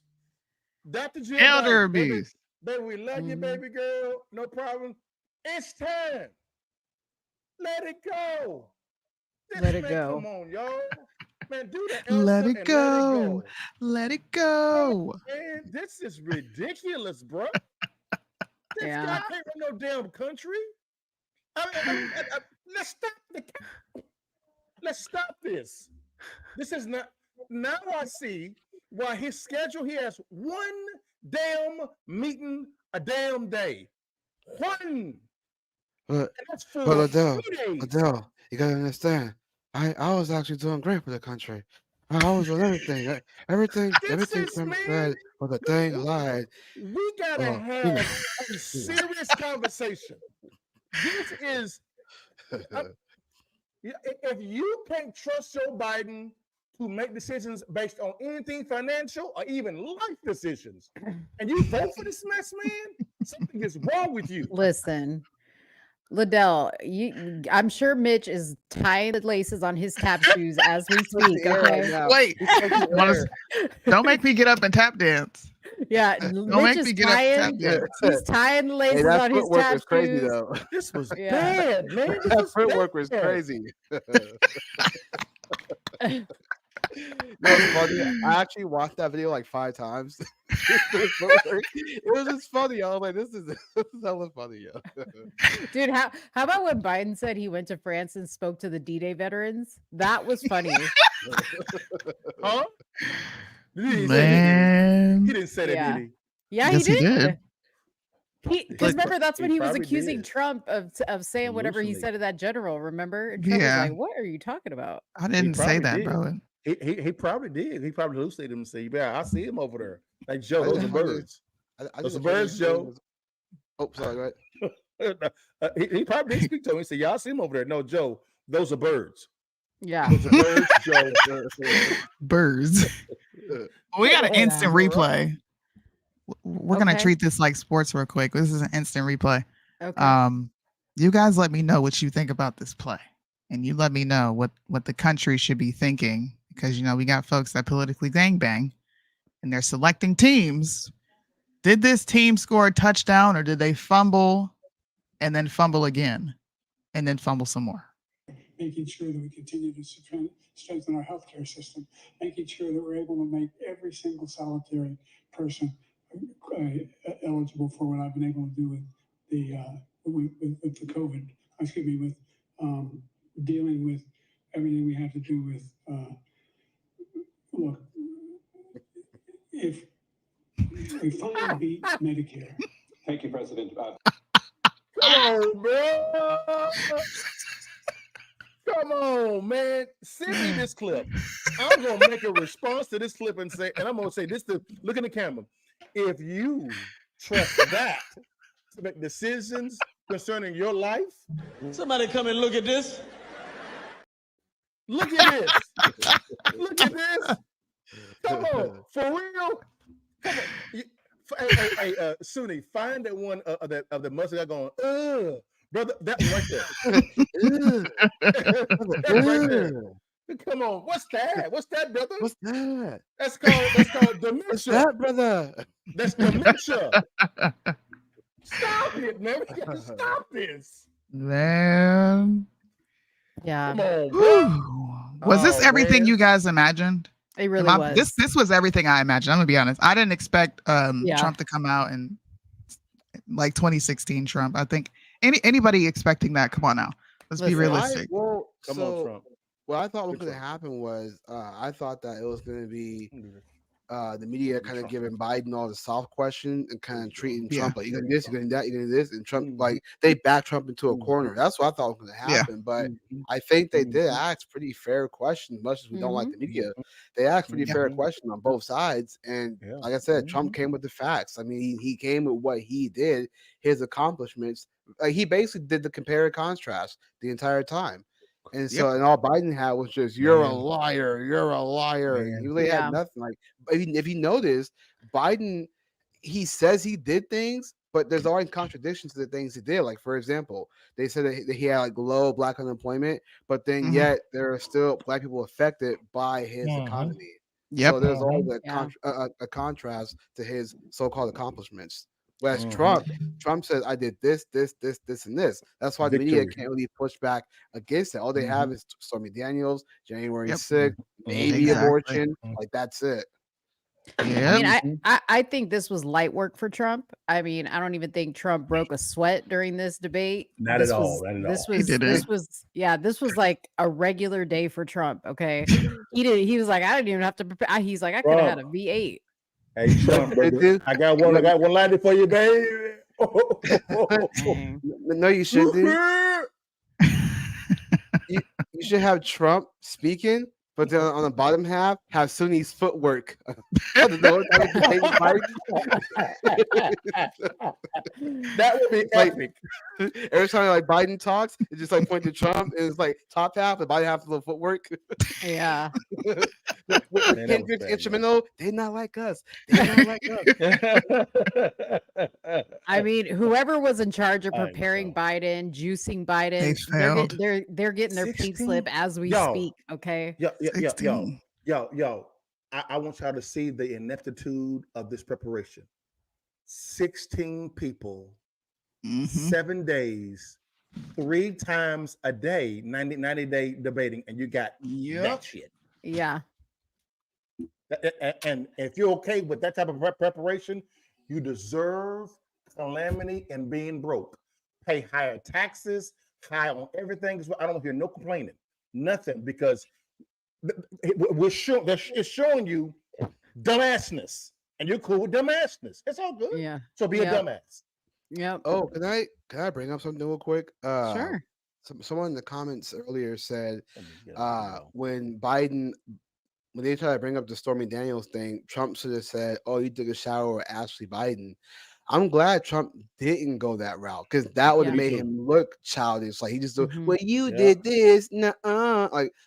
I'm glad he didn't do that, because by him doing that, he's falling for that trap to look immature versus to be mature about what he wants to convey to the American people. Yeah. He addressed it. I think he said, I did not have sex with a porn star. That's what he said. He addressed it. I have sex with that porn star. Never did it. Never happened. Which they didn't have sex. She even said that. She said he came out was flirty with her. And she was just like, whatever. I don't know. I mean, yeah, he handled that really well. I'm glad he didn't go any further with that. Well, here's another fact check. Biden said that inflation did not happen under his presidency. I know you guys remember that. This is very early on in the debate. Oh my word. 3 of his biggest spending plans are worth $6 trillion. Okay. We are still sending billions upon billions to foreign countries to fund war. Okay. So let's. You're right, Soonie. Facts and data is what you just spit. Let's go a little deeper. Can we do that? Grab a cup of coffee. All right, and get your whiteboard out. When Trump left office, was it January 2021? Am I right? Yeah. Make sure I got my dates right. 2021. Biden walked in at a 1.4. I think it was 1.4 inflation rate, right? 1.4. Now watch this, y'all. Again, I love facts and data. What actually passed in 2022? Was it the Inflation Production Act? Or was it that CHIP Act garbage? One of the two. And what happened was when one of those bills passed, right? What happened 2-3 months after that? 9% inflationary rate. 9%. So last time I checked, Trump left in 2021, and in the 6, 7, 8, 9% happened in 2022. Yes. Who president then? Who president then? Biden. That's facts. Date numbers. I know some of y'all you're allergic to numbers and data. It's gonna be okay. It's gonna be all right. It's gonna be good. Another funny fact check. I'm sorry. Go ahead, Julius. They just keep coming. Go ahead. Another funny fact check was Biden saying that he is the second youngest person in U.S. history of Congress to be elected, and he's not. All right. Maxwell Frost of Florida, who's a Democrat on your own team, is 25 years old, and he was elected. Before then, the youngest person was Madison Cawthorn, both at the age of 25. Joe Biden got elected when he was 30. Dang. Where is his name? Like, who told him to say these things? Or did this just naturally come to him? This is what I'm starting to wonder. Just naturally came to him. He said, I'm gonna make that. I'm gonna make it up. It's gonna be me. I'm gonna make it up. 30 years old. So is the second youngest. How long till the 25th Amendment is enacted? What do you think? How long? Yeah. It never will. Again, they're not I'm trying to tell y'all, no, sir. Yeah. They're not going to enact the 25th Amendment. No. I think that would show weakness because Democrats are in solidarity and lockstep with everything. Wait. They're not going to do that. That would show weakness. on their front, yeah. Sure, the economy should show that they're weak, right? Joe Biden's performance tonight should show that they're weak because they're willing to put up a brain dead president. But them not being in unison, that is their trademark. They're in unison with everything. And I think if they openly come out against him, you can have comments to say, hey, I'm concerned. He's getting old. I'm concerned. That's different. But if you were to come out and say, absolutely not, 25th Amendment, let's go. I think that would really shake some shit up and people would begin to question a lot of things. So I don't see Democrats using the 25th Amendment. I see Democrats using the excuse of him being ill for him to not be a viable candidate. That wouldn't fall, but doesn't that fall under the 25th Amendment? No. That's mental. Mental. That's mental. I thought it was mental and health related. Physical health. Okay. No. The Democrats are not going to do anything that's going to wound them politically because that's their ultimate authority. So if they want to maintain a certain projection, they're the wisest thing is for him to lose. They should lose, and they raised all this money. They can begin to fund their shock troops, which is what they do. Cause more chaos. Again, more money flows into the CNNs and the MSNBCs and the ABCs and the NBC, all that stuff. It rolls in, and after 4 years, they are done with Trump. Whoa. Breaking news, guys. This is Van Jones of CNN calls for Biden to pull out of the presidential race. Wow. Yikes. Well, So, Van like I Jones says it. said, Well, he's gonna be replaced for all the sure. black Democrats will Can't wait for the View tomorrow. You can't wait for the View. You know what? You Oh. got to grab those clips because I can't I watch that cannot shit. wait. I cannot wait. I hate the View, man. Yeah. They're so bad, man. They give the best material They though. suck. They suck so Yeah. bad. Worst show, best material. Yeah, Ever, man. They are so bad, man. Well, I mean, Just laughable. not to like state the obvious, but they're all controlled. They have to spin to get people to think that somehow Joe Biden didn't do so bad. Like, not people said Trump's not that bad. They're trying to convince people that Biden's not that bad. He was horrible. Biden was incoherent. Biden would get lost in what he was talking about. I thought He was would sick take at one point. jabs. He body shamed Trump. I screen recorded that and posted it. Why are you body shaming? What are you doing? Oh, what I was gonna say was that you guys are coming with the facts. I mean, if you guys want to, you guys should clip that and put those facts online to your pages so people can see like Biden said this, but you guys fact checked it, like a compare it. You know what I mean? That way people can know. Because CNN might say, "Well, yeah, Biden said this." However, but then you guys can counter that and be like, "Well, actually, he said this, but check this out. He actually really Kind of did like lie." this right here, right? Where Joe Biden says, I never disrespected the troops when he was on stage. Now, by the way, this video cannot be found on the internet. Just want you guys to know this. But it can be found on Twitter. You could probably find it on Twitter. He said, "Clap, you stupid bastards." He did say that. Now, the fact checkers say that this is half true. This is how they spin a narrative. Biden made the comment, but appeared, this is conjecture, but appeared to be trying to make a joke. You're calling them stupid bastards and it's a joke. But if Trump says losers and pathetic, it's a serious thing. Yeah. Even though Trump didn't say it and 19 people have corroborated the story that he didn't say it, we have him on video saying, "Clap, you stupid bastards," and it's a joke. Yeah. Ha ha ha. Yeah, I remember when USA Today actually did fact check Trump not saying that. Like, you know how USA Today, they tell you what the claim was, and you read the actual verdict. There is no video. There's no video evidence that Trump ever said that. And then supposedly the guy he fired, or his general, was trying to say he did say it. In my opinion, at that time, I think he just didn't like Trump and then just made it up for the sake of making it up. Because there was no evidence whatsoever. But Biden literally said, "Well, clap for that, you stupid bastards." And he really did. Hey, it's a joke. I was just kidding. I was kidding. It was a joke. Biden also lied when he said he would never make such disgusting comments about Americans. When he said that people like Mo, people like in the comment section here, any MAGA Republican or anybody they deem a MAGA Republican is a threat to the very foundations of America. The DHS has put out several bulletins to label these people domestic terrorists. In fact, people in our own Congress have labeled them domestic terrorists, one of them being Ted Cruz. He came out and said that like an idiot.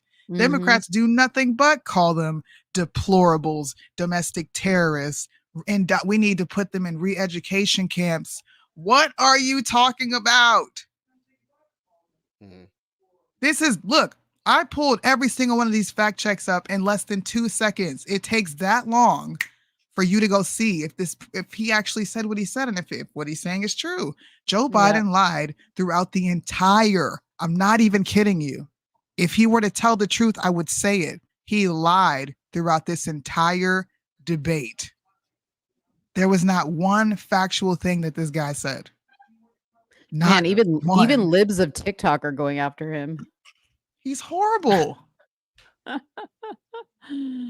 Oh my God. I'm just looking at his name is trending, but like I can't find one person saying something positive about him. Yeah. There's nothing positive to say. Joe Biden was talking like mumbles from Dick Tracy. I don't know. Yeah. That's why Trump was like, I didn't catch what he said. I didn't hear him. Didn't hear what he said. He sounded incoherent. Very incoherent. Like, I don't even know what he said. I can't even understand him. And then libs of TikToks, they have a clip here, but they said Biden claims his son died in Iraq, and they said his son died of cancer years after finishing his service. Yes, that's why Liddell said, "Here we go, here we go." Wow. Oh He man, I didn't lies. catch that. And watch, Mitch. Wait till Mitch gets online and say all presidents lie. I'm gonna Yeah. put me tap dancing on everybody. Anybody Yeah. who sits and lies and you trying to run an interference for Joe Yeah. Biden, I'm just gonna put my feet in the equation. If I'm live, I'm the camera's going down to the ground and I'm going to dance while you're Yep. tap dancing. Hey, People are lying. Speaking of which, while we have still 193 people watching, first of all, thank you guys so much. I wanted to say thank you earlier when we had more people on, but thank you guys so much for watching. We're going to actually be back tomorrow. So once all the dust has settled and all the memes have come out and all the extra, little tidbits of everything has come out, we're going to have a show tomorrow. We have our normal shows on Friday, and we'll be talking about this more, kind of wrapping up our thoughts on the debate and talking about our normal crazy stuff that we always talk about as well. Real quick, shout out to Andy Signor, that tweet right there. I watch Andy Signor.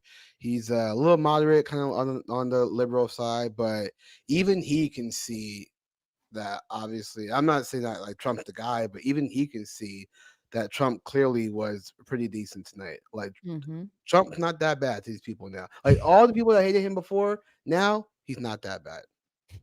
Yep. That's why you got Amber Rose supporting him. Like you got people like that who are now like, oh well, hey, because they all didn't like him. Yeah, they clowning this man on Twitter. They're clowning him. Like The amount of memes. He looked like that the entire night. So he said, "Go in the towel." Somebody said, "What in the blue hell is this?" I honestly did not expect President Joe Biden to be this massively disastrous. If this was a boxing match, they would have stopped the fight by now. He looks and sounds every bit of 81-year-old. Disastrous. Yeah. Disastrous. Yeah, You know what? I'm glad Trump accepted the terms. Thank you for accepting the terms, because you still beat the shit out of this man with no one there, with being moderated, muted, okay? Not allowed to respond to certain things while they let Biden respond to certain things, and you won. I'm still not voting for him because he's extremely pro-faggot, and it's just not going down for me. He's pro-abortion. I don't rock with that. But if you ask me who I'm going to be telling Americans to vote for, you need to go vote for Donald Trump. This is your best option. If you don't want this country to go down the drain, and you want to have some money in your pockets, and you want gas to go back down to $1.97, because that's what it was at its lowest, and you want to be able to afford groceries, you better take your ass to the voting booth and vote like a man. That needs to be the ongoing trending hashtag at this point on. Don't go and vote like a woman. Go vote like a man, and vote for your family's best interests and yours. Yeah. Listen, I'm going to say this. Leave feelings at the house. Yes. I'm going to say this. Mira, papi, you did so good. Okay. I'm so proud of you. Wow. I'm so proud of you. I am so proud of you, baby. You did so good. You kept your composure. Okay. You kept it together. This was old. This was old Trump. Okay. And I was happy to see it. I put this MAGA hat back on my head because I'm proud. Okay. I'm proud to be voting for you. It has never wavered. It has never wavered, but it ain't wavering now. Okay. It ain't wavering. And I don't care if Amber Rose has a MAGA hat on. I'm interested in the people who aren't famous that I'm looking at online going, yeah, you know what? It's about time for me to change my vote. Look at these old men fighting. I want to point out, somebody in the comments, this guy LL Lewis said nobody win this, to be honest. I mean, to be objective. Being contrarian. Okay, yeah. Okay, well, yeah. Well, objectively. Well, I was gonna say objectively, yeah. I mean, Trump did a good job. I mean, whether you like him or not, he did a good job. He stuck to his guns. He made sure to lay the facts down. He didn't allow himself to get overly defensive. He was playing the offense. Like, he did a good job. That's correct. Yep, that's correct, man. Hey, it's okay to give Trump some credit, y'all. It's all right. Yes, it's all right. And Trump's team, please let him know he did good. And if you've got money to donate to Trump, and that's what you normally do, let the donations show Trump that he did good tonight. Okay. Keep it on that You know, level, buddy. can I just say this last little thing too? I have my disagreements with Trump. I do, and things I don't like, but I'm not going to get into all that. But I will say that when I do see him, be super chill, like for example, that video with him and Logan Paul, like to be honest, that's a wholesome video. Whether you like Yeah. Logan Paul or That like was a Trump or great not, interview. it was cool. Like the way he like him and did the whole like the face off thing, like laughing, like that's like watching the father with his son. You Yeah. don't see Biden do that. And that's one thing I can appreciate about Trump. He has a lot of personality. Whether I disagree with him or not, he has personality. Like he brings his A game, even though in his age now, he's not declining the way Joe Biden is. Like Joe Biden is just done. Stick a fork in him. He's done. But with Trump, he gives that father-like personality, which is why the people really like him. So Yep. Soonie, we're gonna have to show these. We're gonna have a meme, a little meme slot, because I know by tomorrow, man, the memers That's are what gonna you be guys hard at should work do. all night. You guys should do a whole live stream of just memes of Trump. Lord. Look at this. The rest of the world watching the U.S.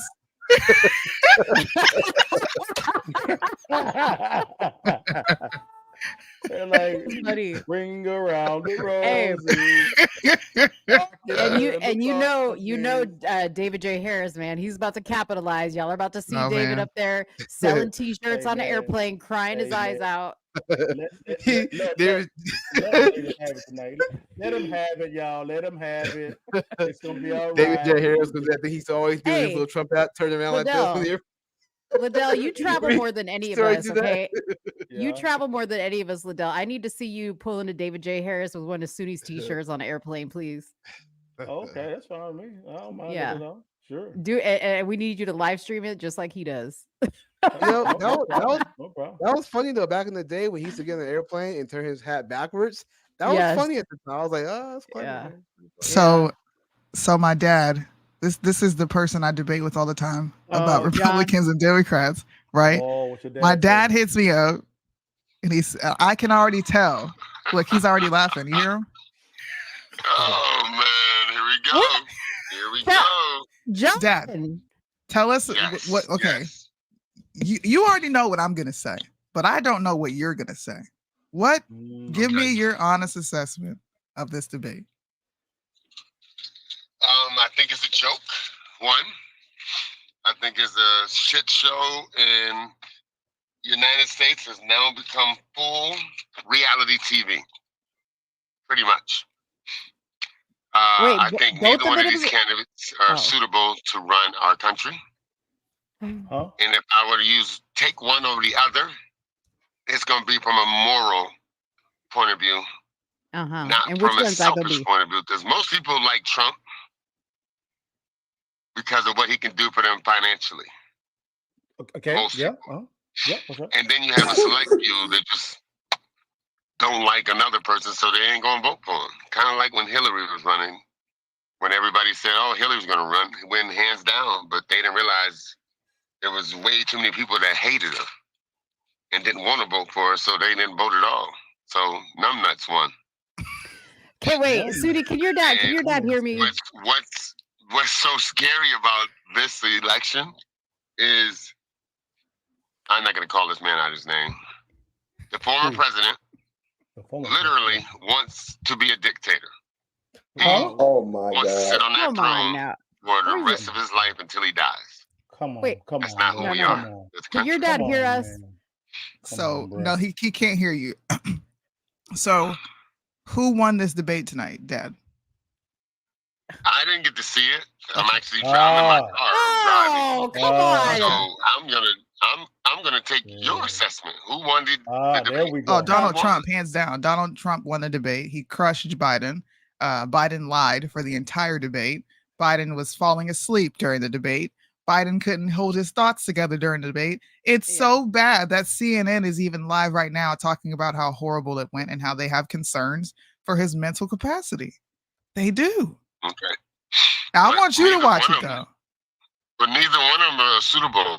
I mean, Trump looked good tonight.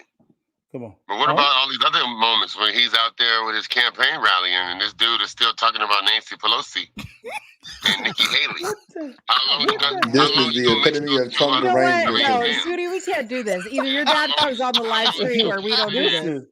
Deontay, what's up, baby? Hey, what's up, baby?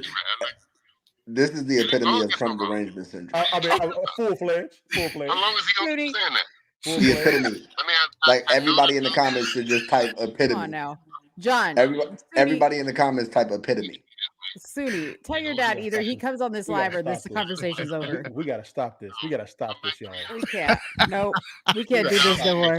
We gotta stop this, but here they go, man. Okay, Mo, is it possible for you to put epitome across the screen? Epitome? Come on, bro. Is that what you said? Epitome? Epitome of Trump derangement syndrome. Yo, he's still going and he on mute. Come on, bro. You can't. Come on, man. Hey, can I ask a question real fast? Why when the liberal side looks so bad, they always have to say, well, both of them have their senior moments. And we asked a question concerning one person. This was a massacre. What this was bad, man. But when Trump makes a mistake, it's all about Trump. But when Biden makes a mistake, it's always but Trump trash. Sorry, nope, no sir. No. I find that observation to be extremely accurate, and I think I did. Hey, I'm telling you, it never fails. Like it's almost like a program response mechanism. It's negligence. The moment you say something that just is real, it's obvious. I gotta resort to. But what about? It's all about whataboutisms now. But what about Trump? Her dad over there talking about. But what about Trump? It don't even got a situation. Yeah, I called out the. What about the Trump though? Yeah, that's. I'm telling you, and when I'm 30. When I'm 50, I am 100% confident that there will be academic material on Trump derangement syndrome. It will be in DSM-5. It will literally be classified as a mental illness. This is man. Come on, y'all.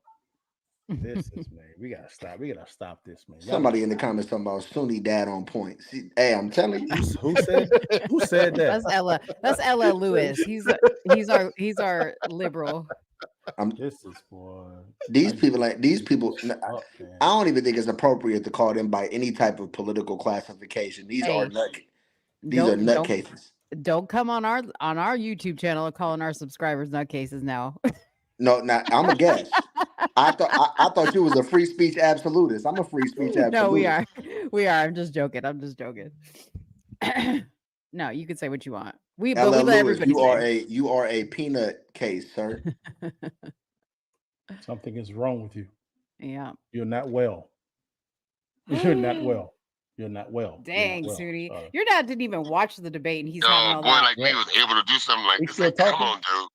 Most African Americans don't grow up in a silver spoon situation. My dude's still talking, man. That's why you were able to do what you did. About a bunch of nothing. Still talking. He's still talking. Wait, is that your dad still going on? Yes. No. But did it happen because of who his dad is? 100%. He needs Soonie ain't said nothing for 6-7 minutes. She been quiet. He needs some milk. All right. Hey, tell him he needs to breathe in between sentences. He needs some milk. He needs to take a break. Just tell him to pause. Would you be okay with a candidate that wasn't a part of either one of these families that you say practice nepotism? Oh my gosh, in a heartbeat. What if they were a Republican? Would you vote for them? Yeah, like I said, if they speak into where they're gonna help everybody and not just the top, sure, any one of them.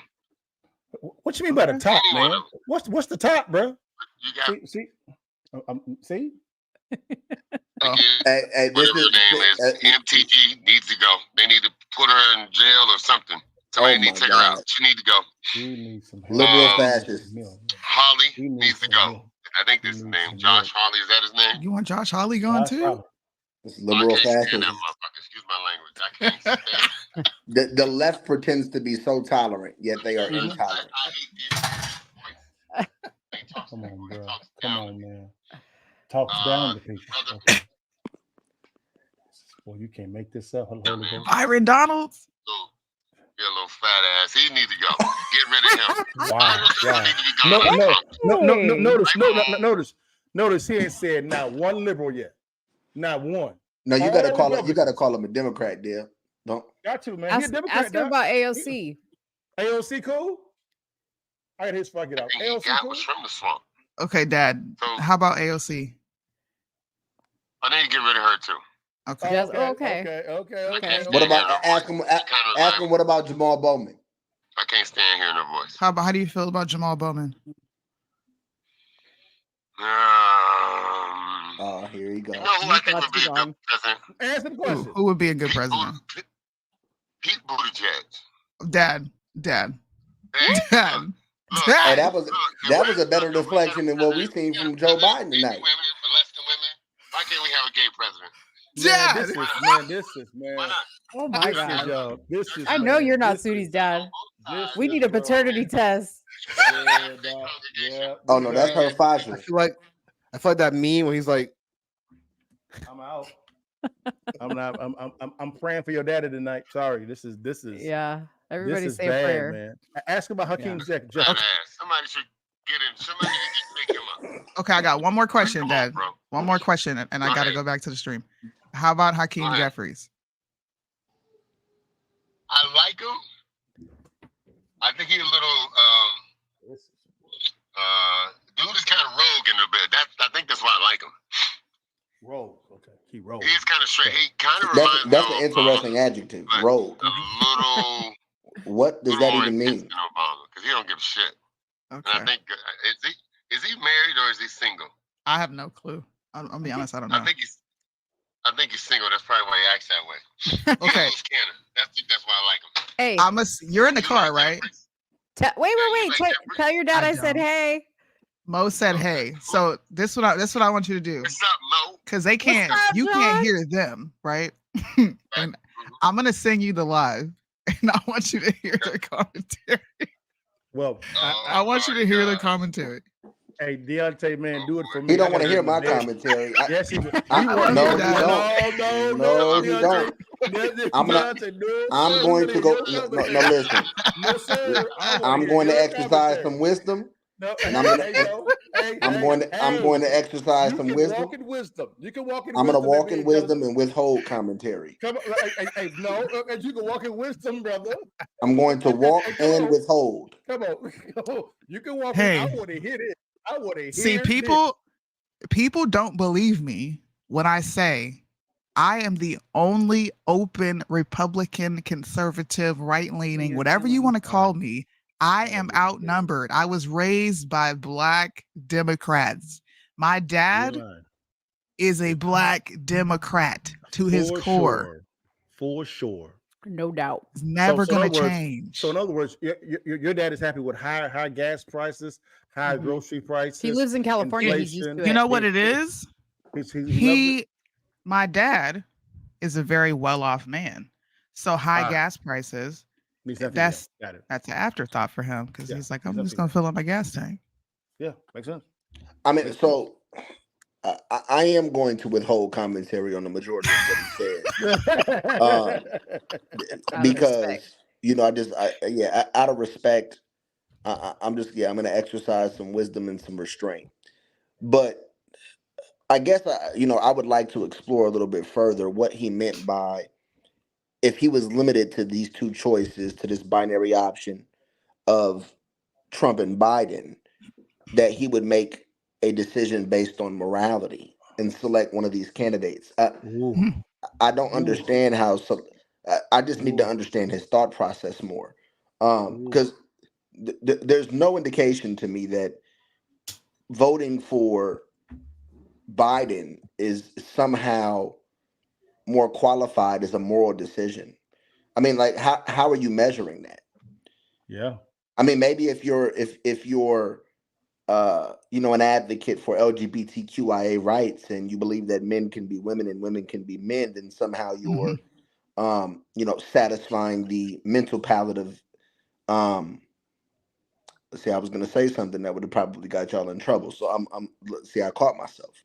But yeah, I mean, just morally speaking, I would say that it's probably more moral to vote for the candidate that's going to reverse these drastic economic conditions that are causing multiple families to have to make decisions at the store between what they're going to eat and drink.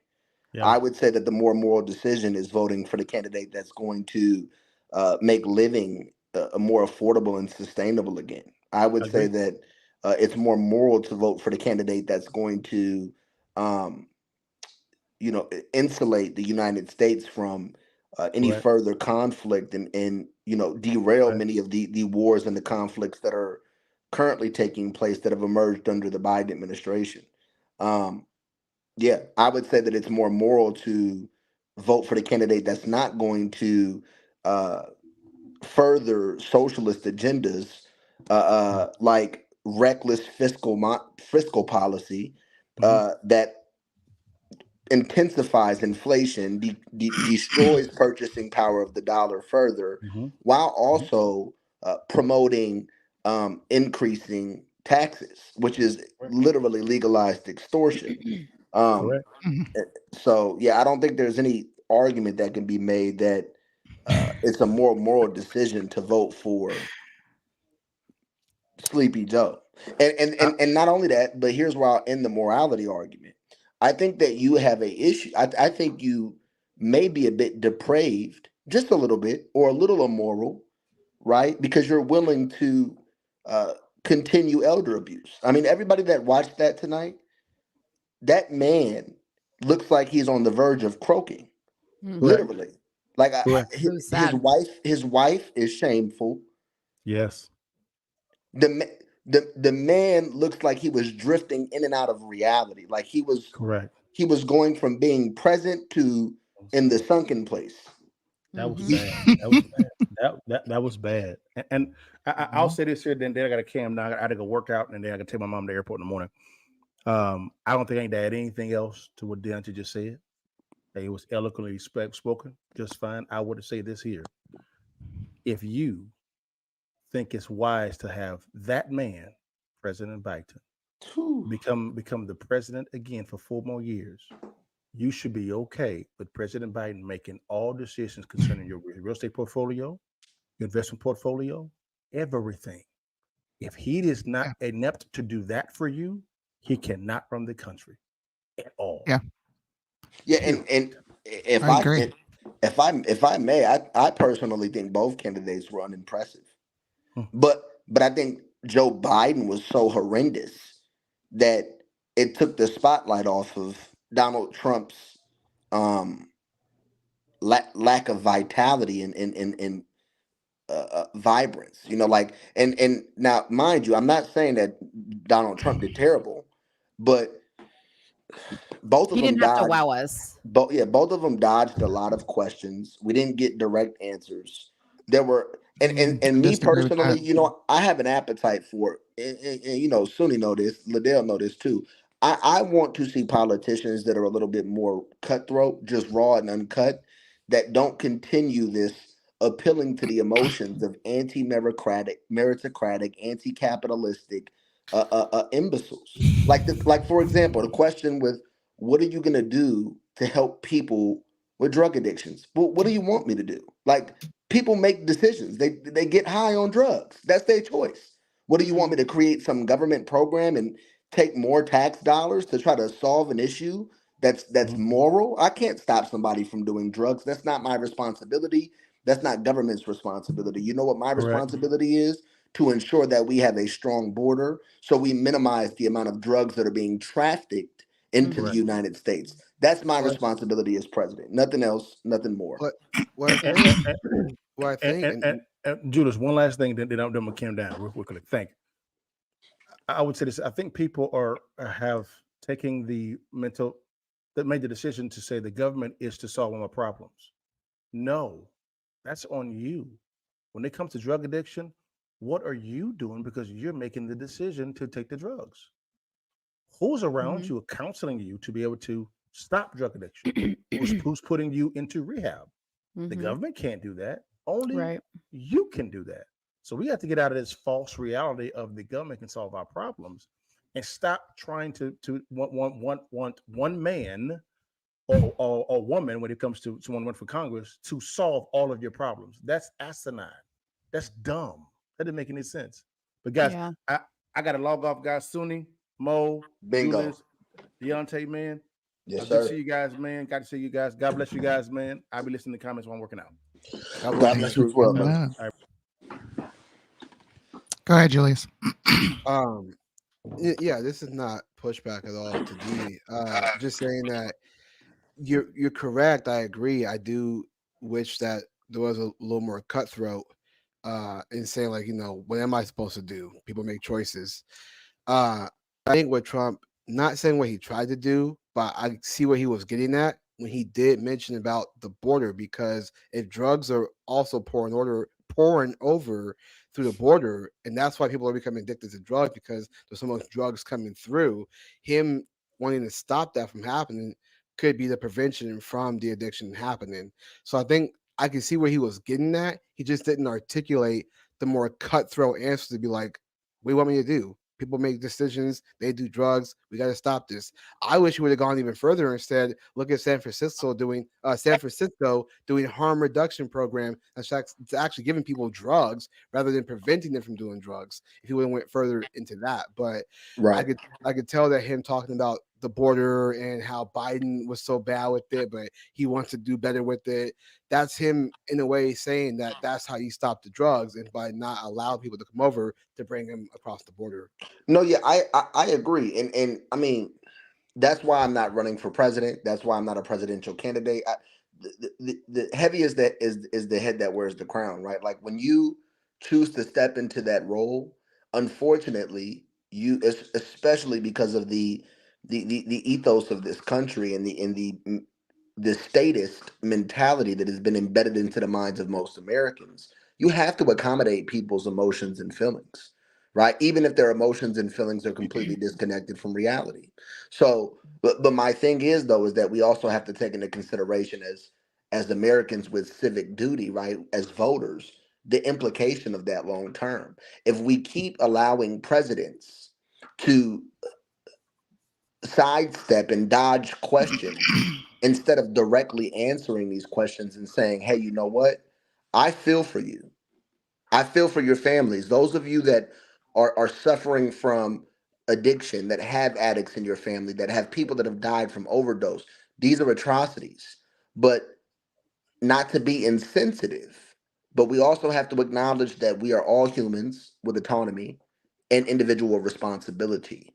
And if we continue to enable people to make bad decisions, right, and then reassign blame or fault to some external source, and then seek to get assistance from government to solve issues that it's not designed to solve, then we're going to continue witnessing the expansion of government and the expansion of the state and the expansion of bureaucracy.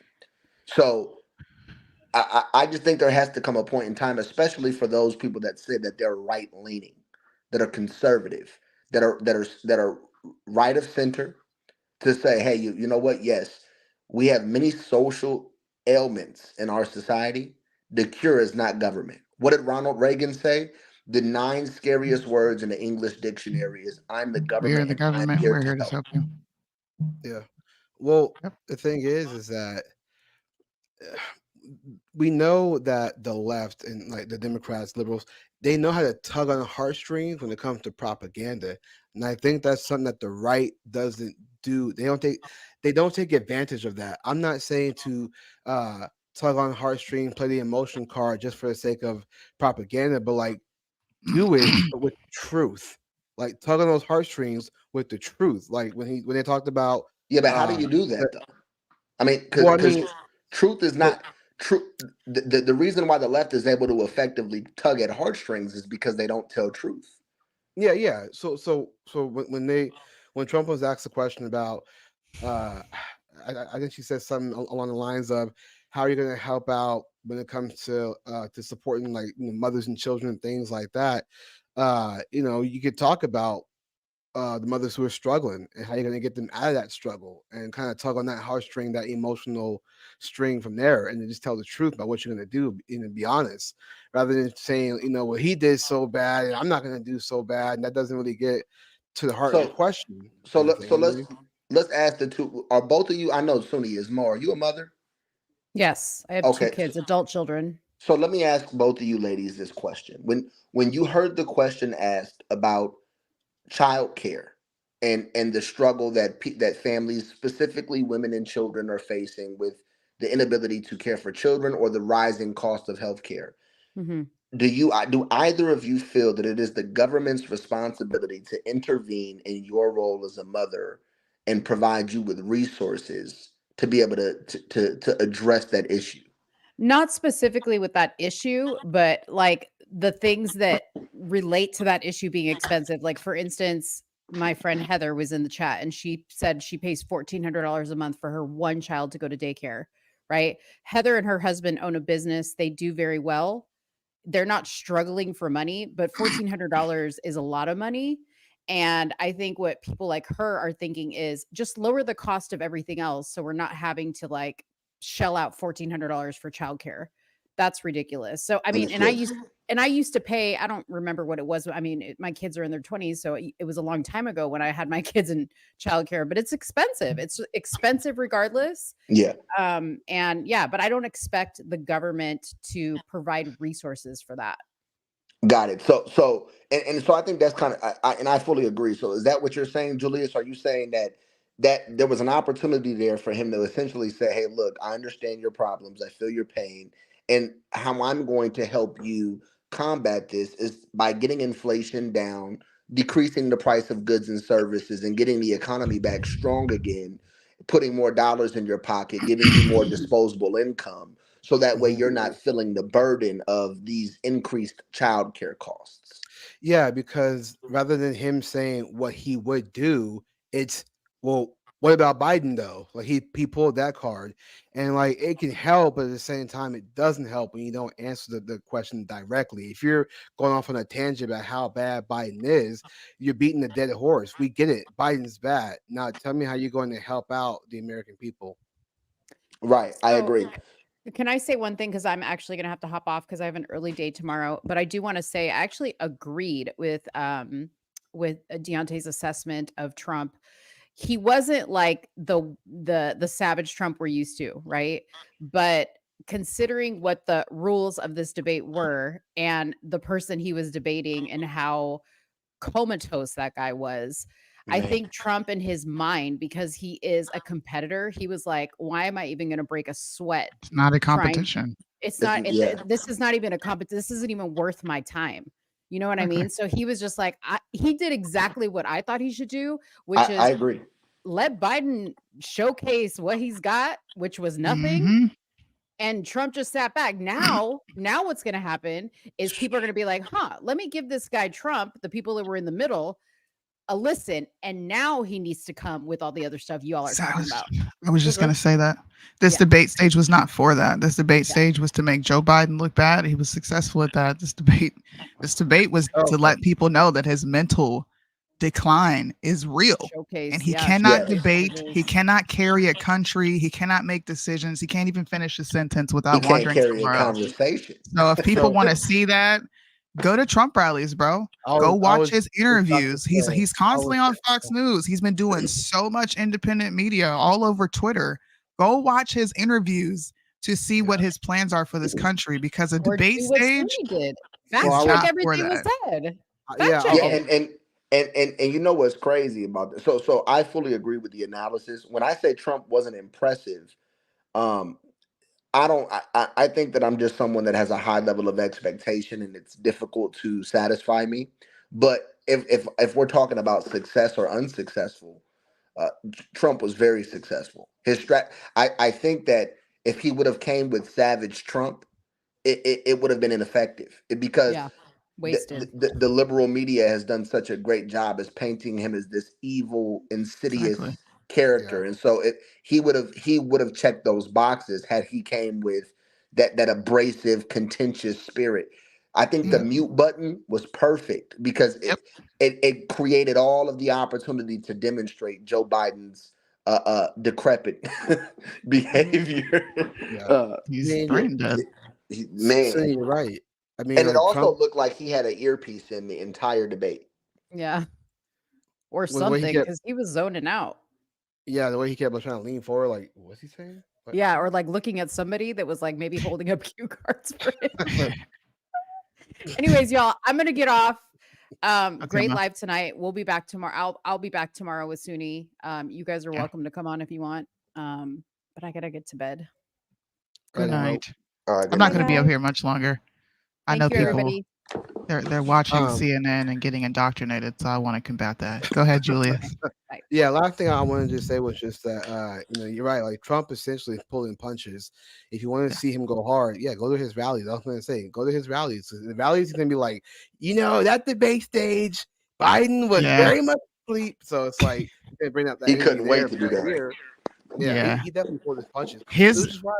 Oh, sorry. I was going to say real quick, which is why I think his stoicism was perfect. Just chill back and let Biden expose himself. His first rally after this debate, I think, is he's going to draw in crazy numbers. I really do. I do not think there will be a 10% increase in the Black population.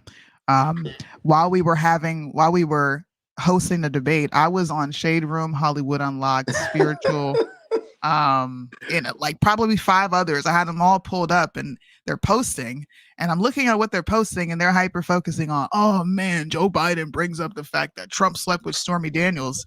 And I was like, out of everything that this man has failed on and dropped the ball on, denying historically high rates of inflation, you want to talk about who Trump stuck his dick in? You have to get in the comments. You have to get in the comments though, because I did. Because the comments are a little bit revelatory. Like now, mind you, there are still the individuals with TDS, and that syndrome is it's widespread, right? I don't really think it's irreconcilable. The people that have it, they're reprobate. Like I don't know if there's a cure for it. But the people that were on to be honest, I'll say this. Just from a PR perspective, from a campaign strategy perspective, I can't rationalize that the Democrats did this with the intention of actually having Joe Biden be the candidate come October, November during the election. I can't, because they're taking him away. Because to do this 5 months before an election, when most it's on purpose. Most debates happen. The first debate typically happens 2.5 months before the election. Yep. So 5 months, you're gonna let this marinate and sink into the minds of people. And when the immediate reaction from the left-leaning media outlets is disparaging the candidate that's supposed to be the front runner, it's over. Yep.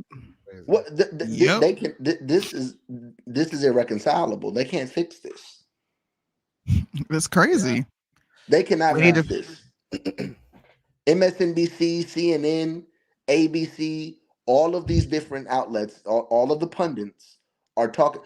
Soonie, before the debate was even over, Business Insider dropped an article right away with a headline that was crazy. Something like Biden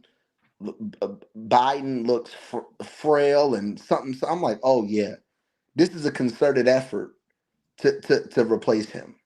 He's gone. Yeah. He's gone.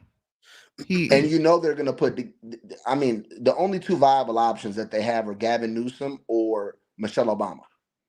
She's not going to run. Gavin Newsom, in my opinion, will take the VP position, and Kamala Harris will be president.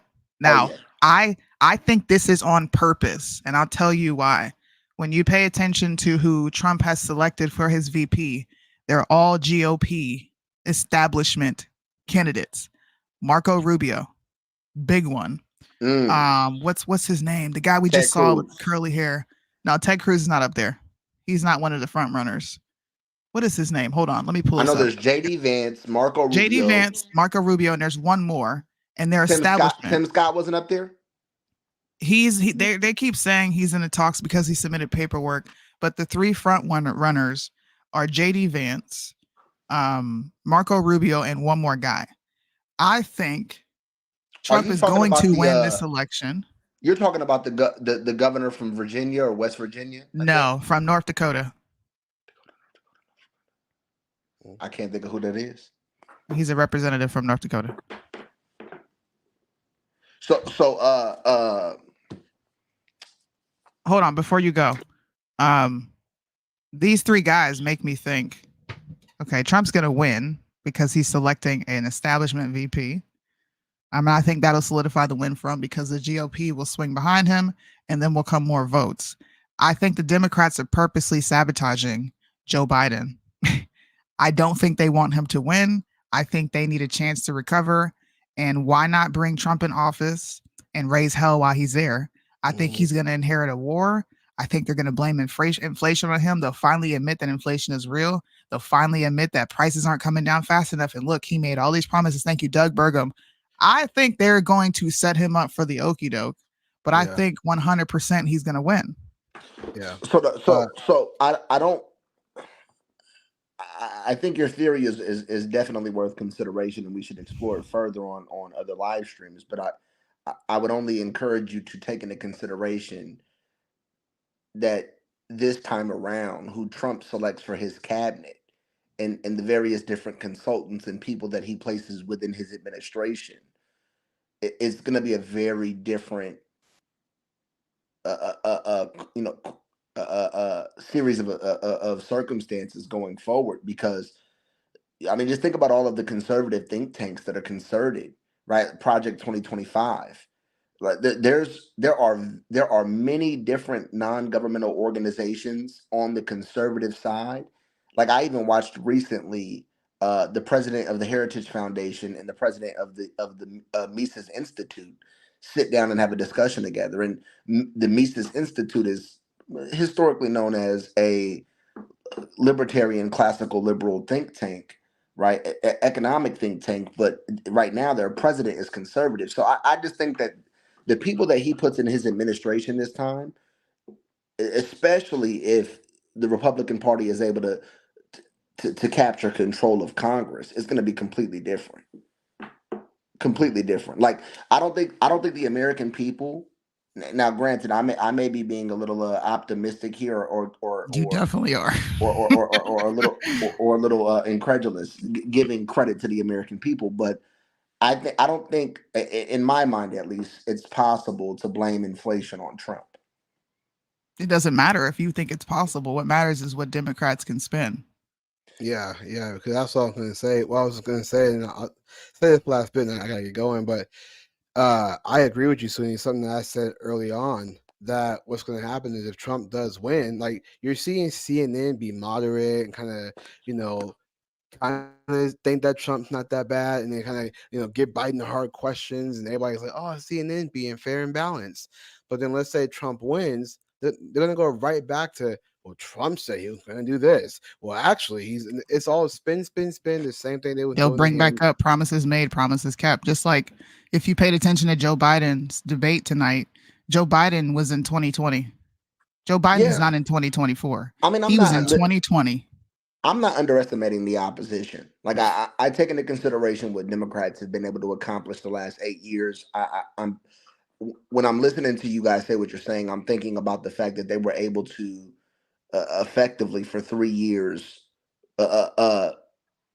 propagate this idea that Donald Trump had a relationship with Russia and that he was a Russian plant.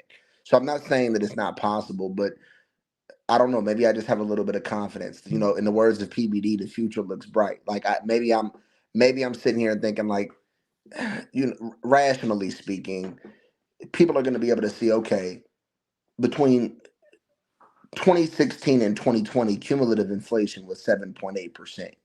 Between 2020 and not even yet the end of Biden's fourth year, cumulative inflation is already 20%.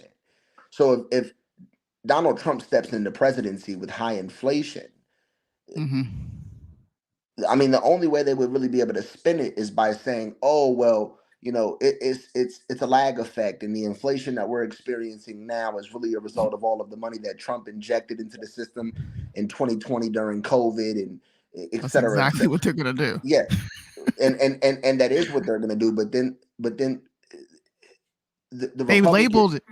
What did they label inflation before they wanted to admit that inflation was finally here? It was like transitory.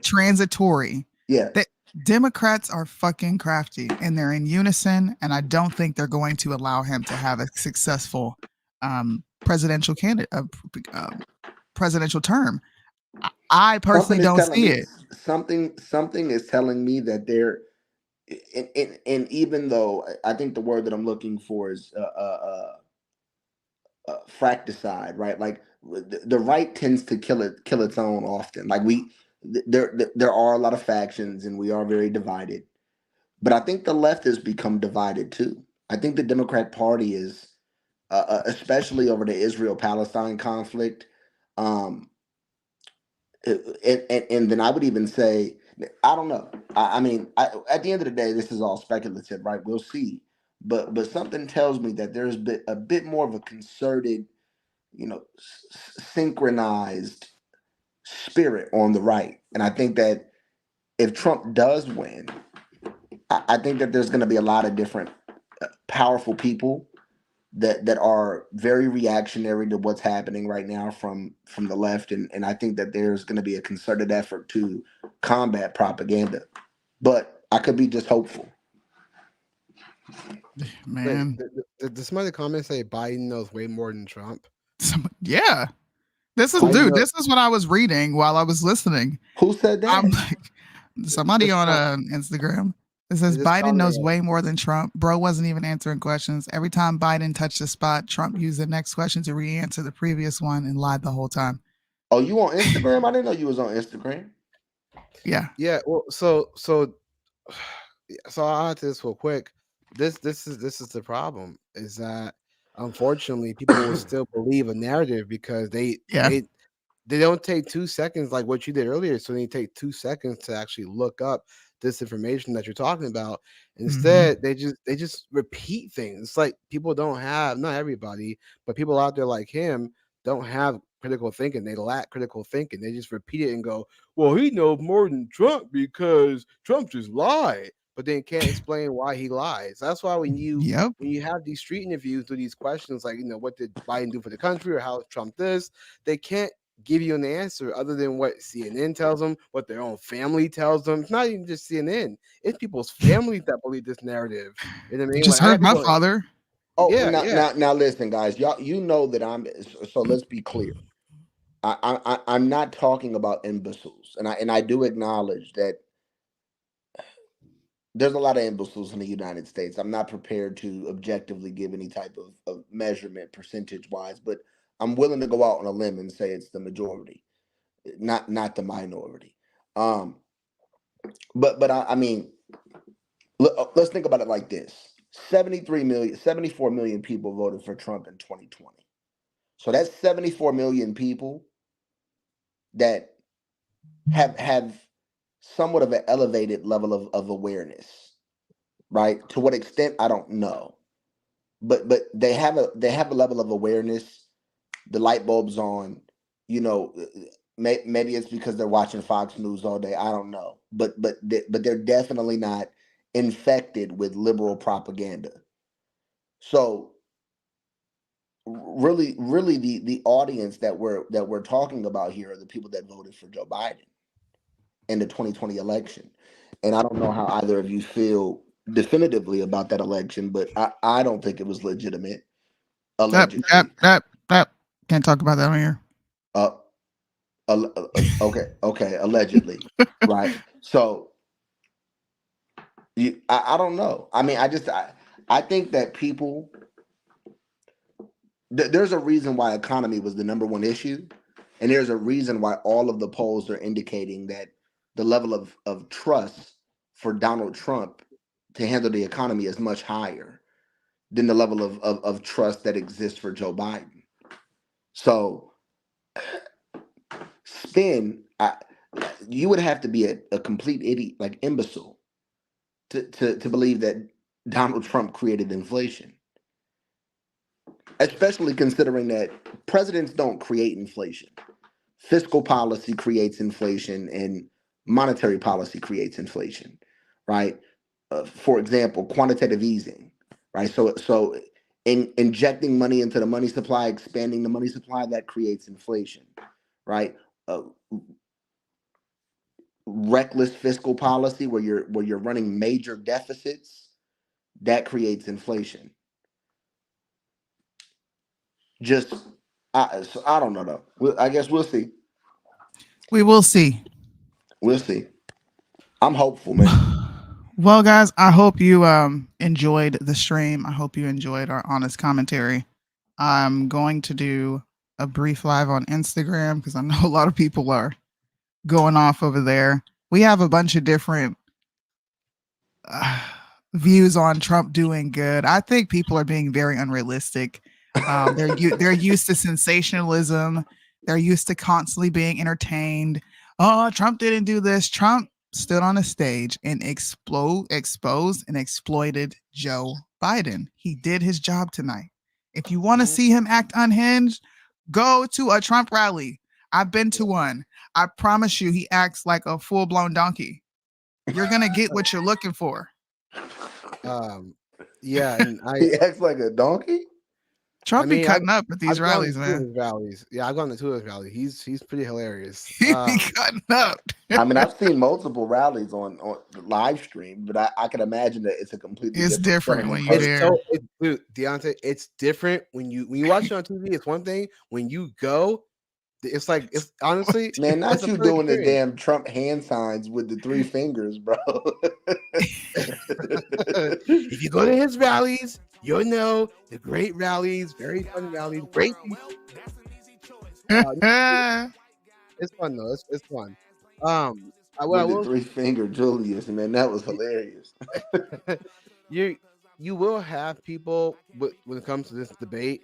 You're going to have people who are going to purposely be contrarian for the sake of being contrarian because they just want to say, well, Trump lied. I guarantee you, every conversation you will have on this debate is going to be January 6th and Stormy Daniels. That's all you're going to hear. Of course, that's the case if you're talking to a progressive.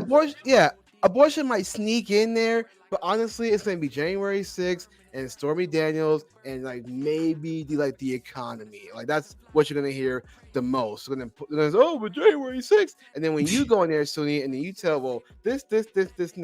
Yeah, I got to hear it. Oh, well, see, Republicans. See, that's all you probably just ad hom attacks. Cuckoo Republicans. You know what's going to happen. Yeah. Sometimes you got to pop out and let me stop. Show niggas. I might be tap dancing tonight. I don't even know. Hey, don't you get on live tap dancing. It's too early in the morning where you at. All right. Now I'm telling you. Now listen. And I'm about to go tune into your live, and I'm just gonna say this.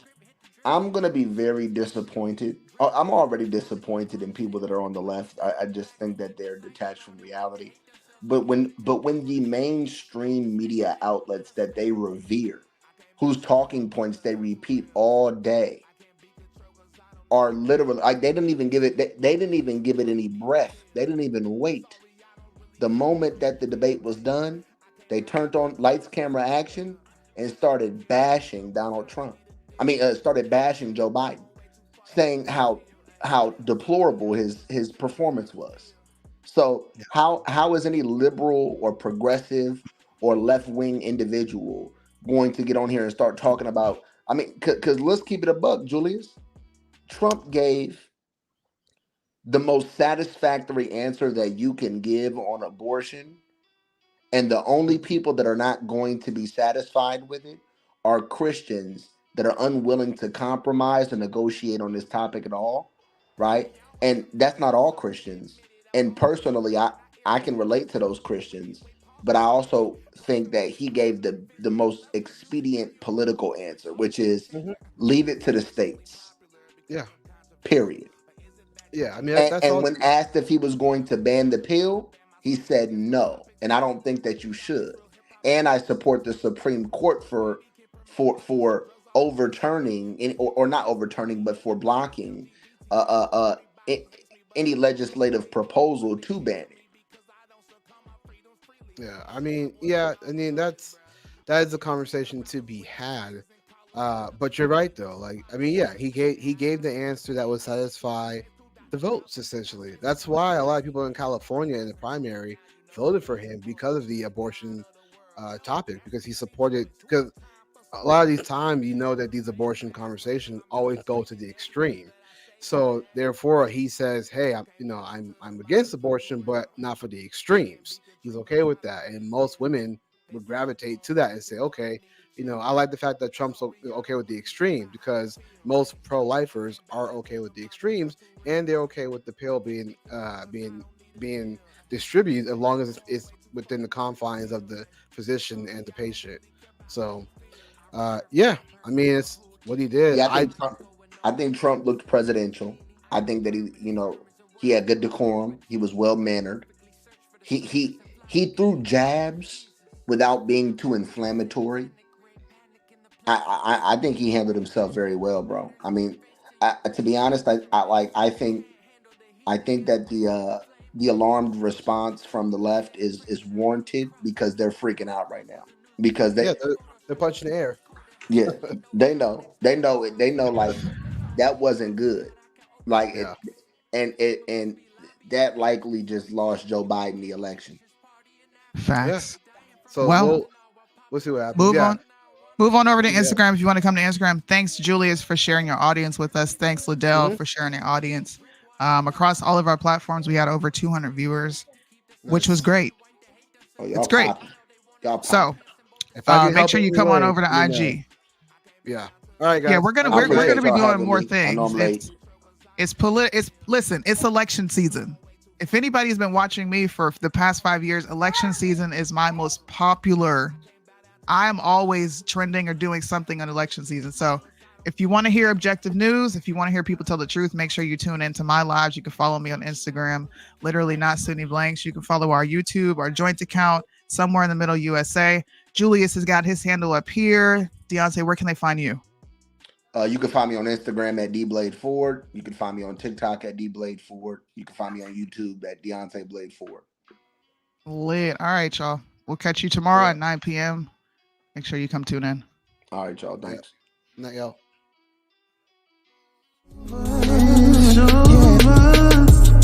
So when you're done getting high, and it's over when the party's over. Where you going when the party's over?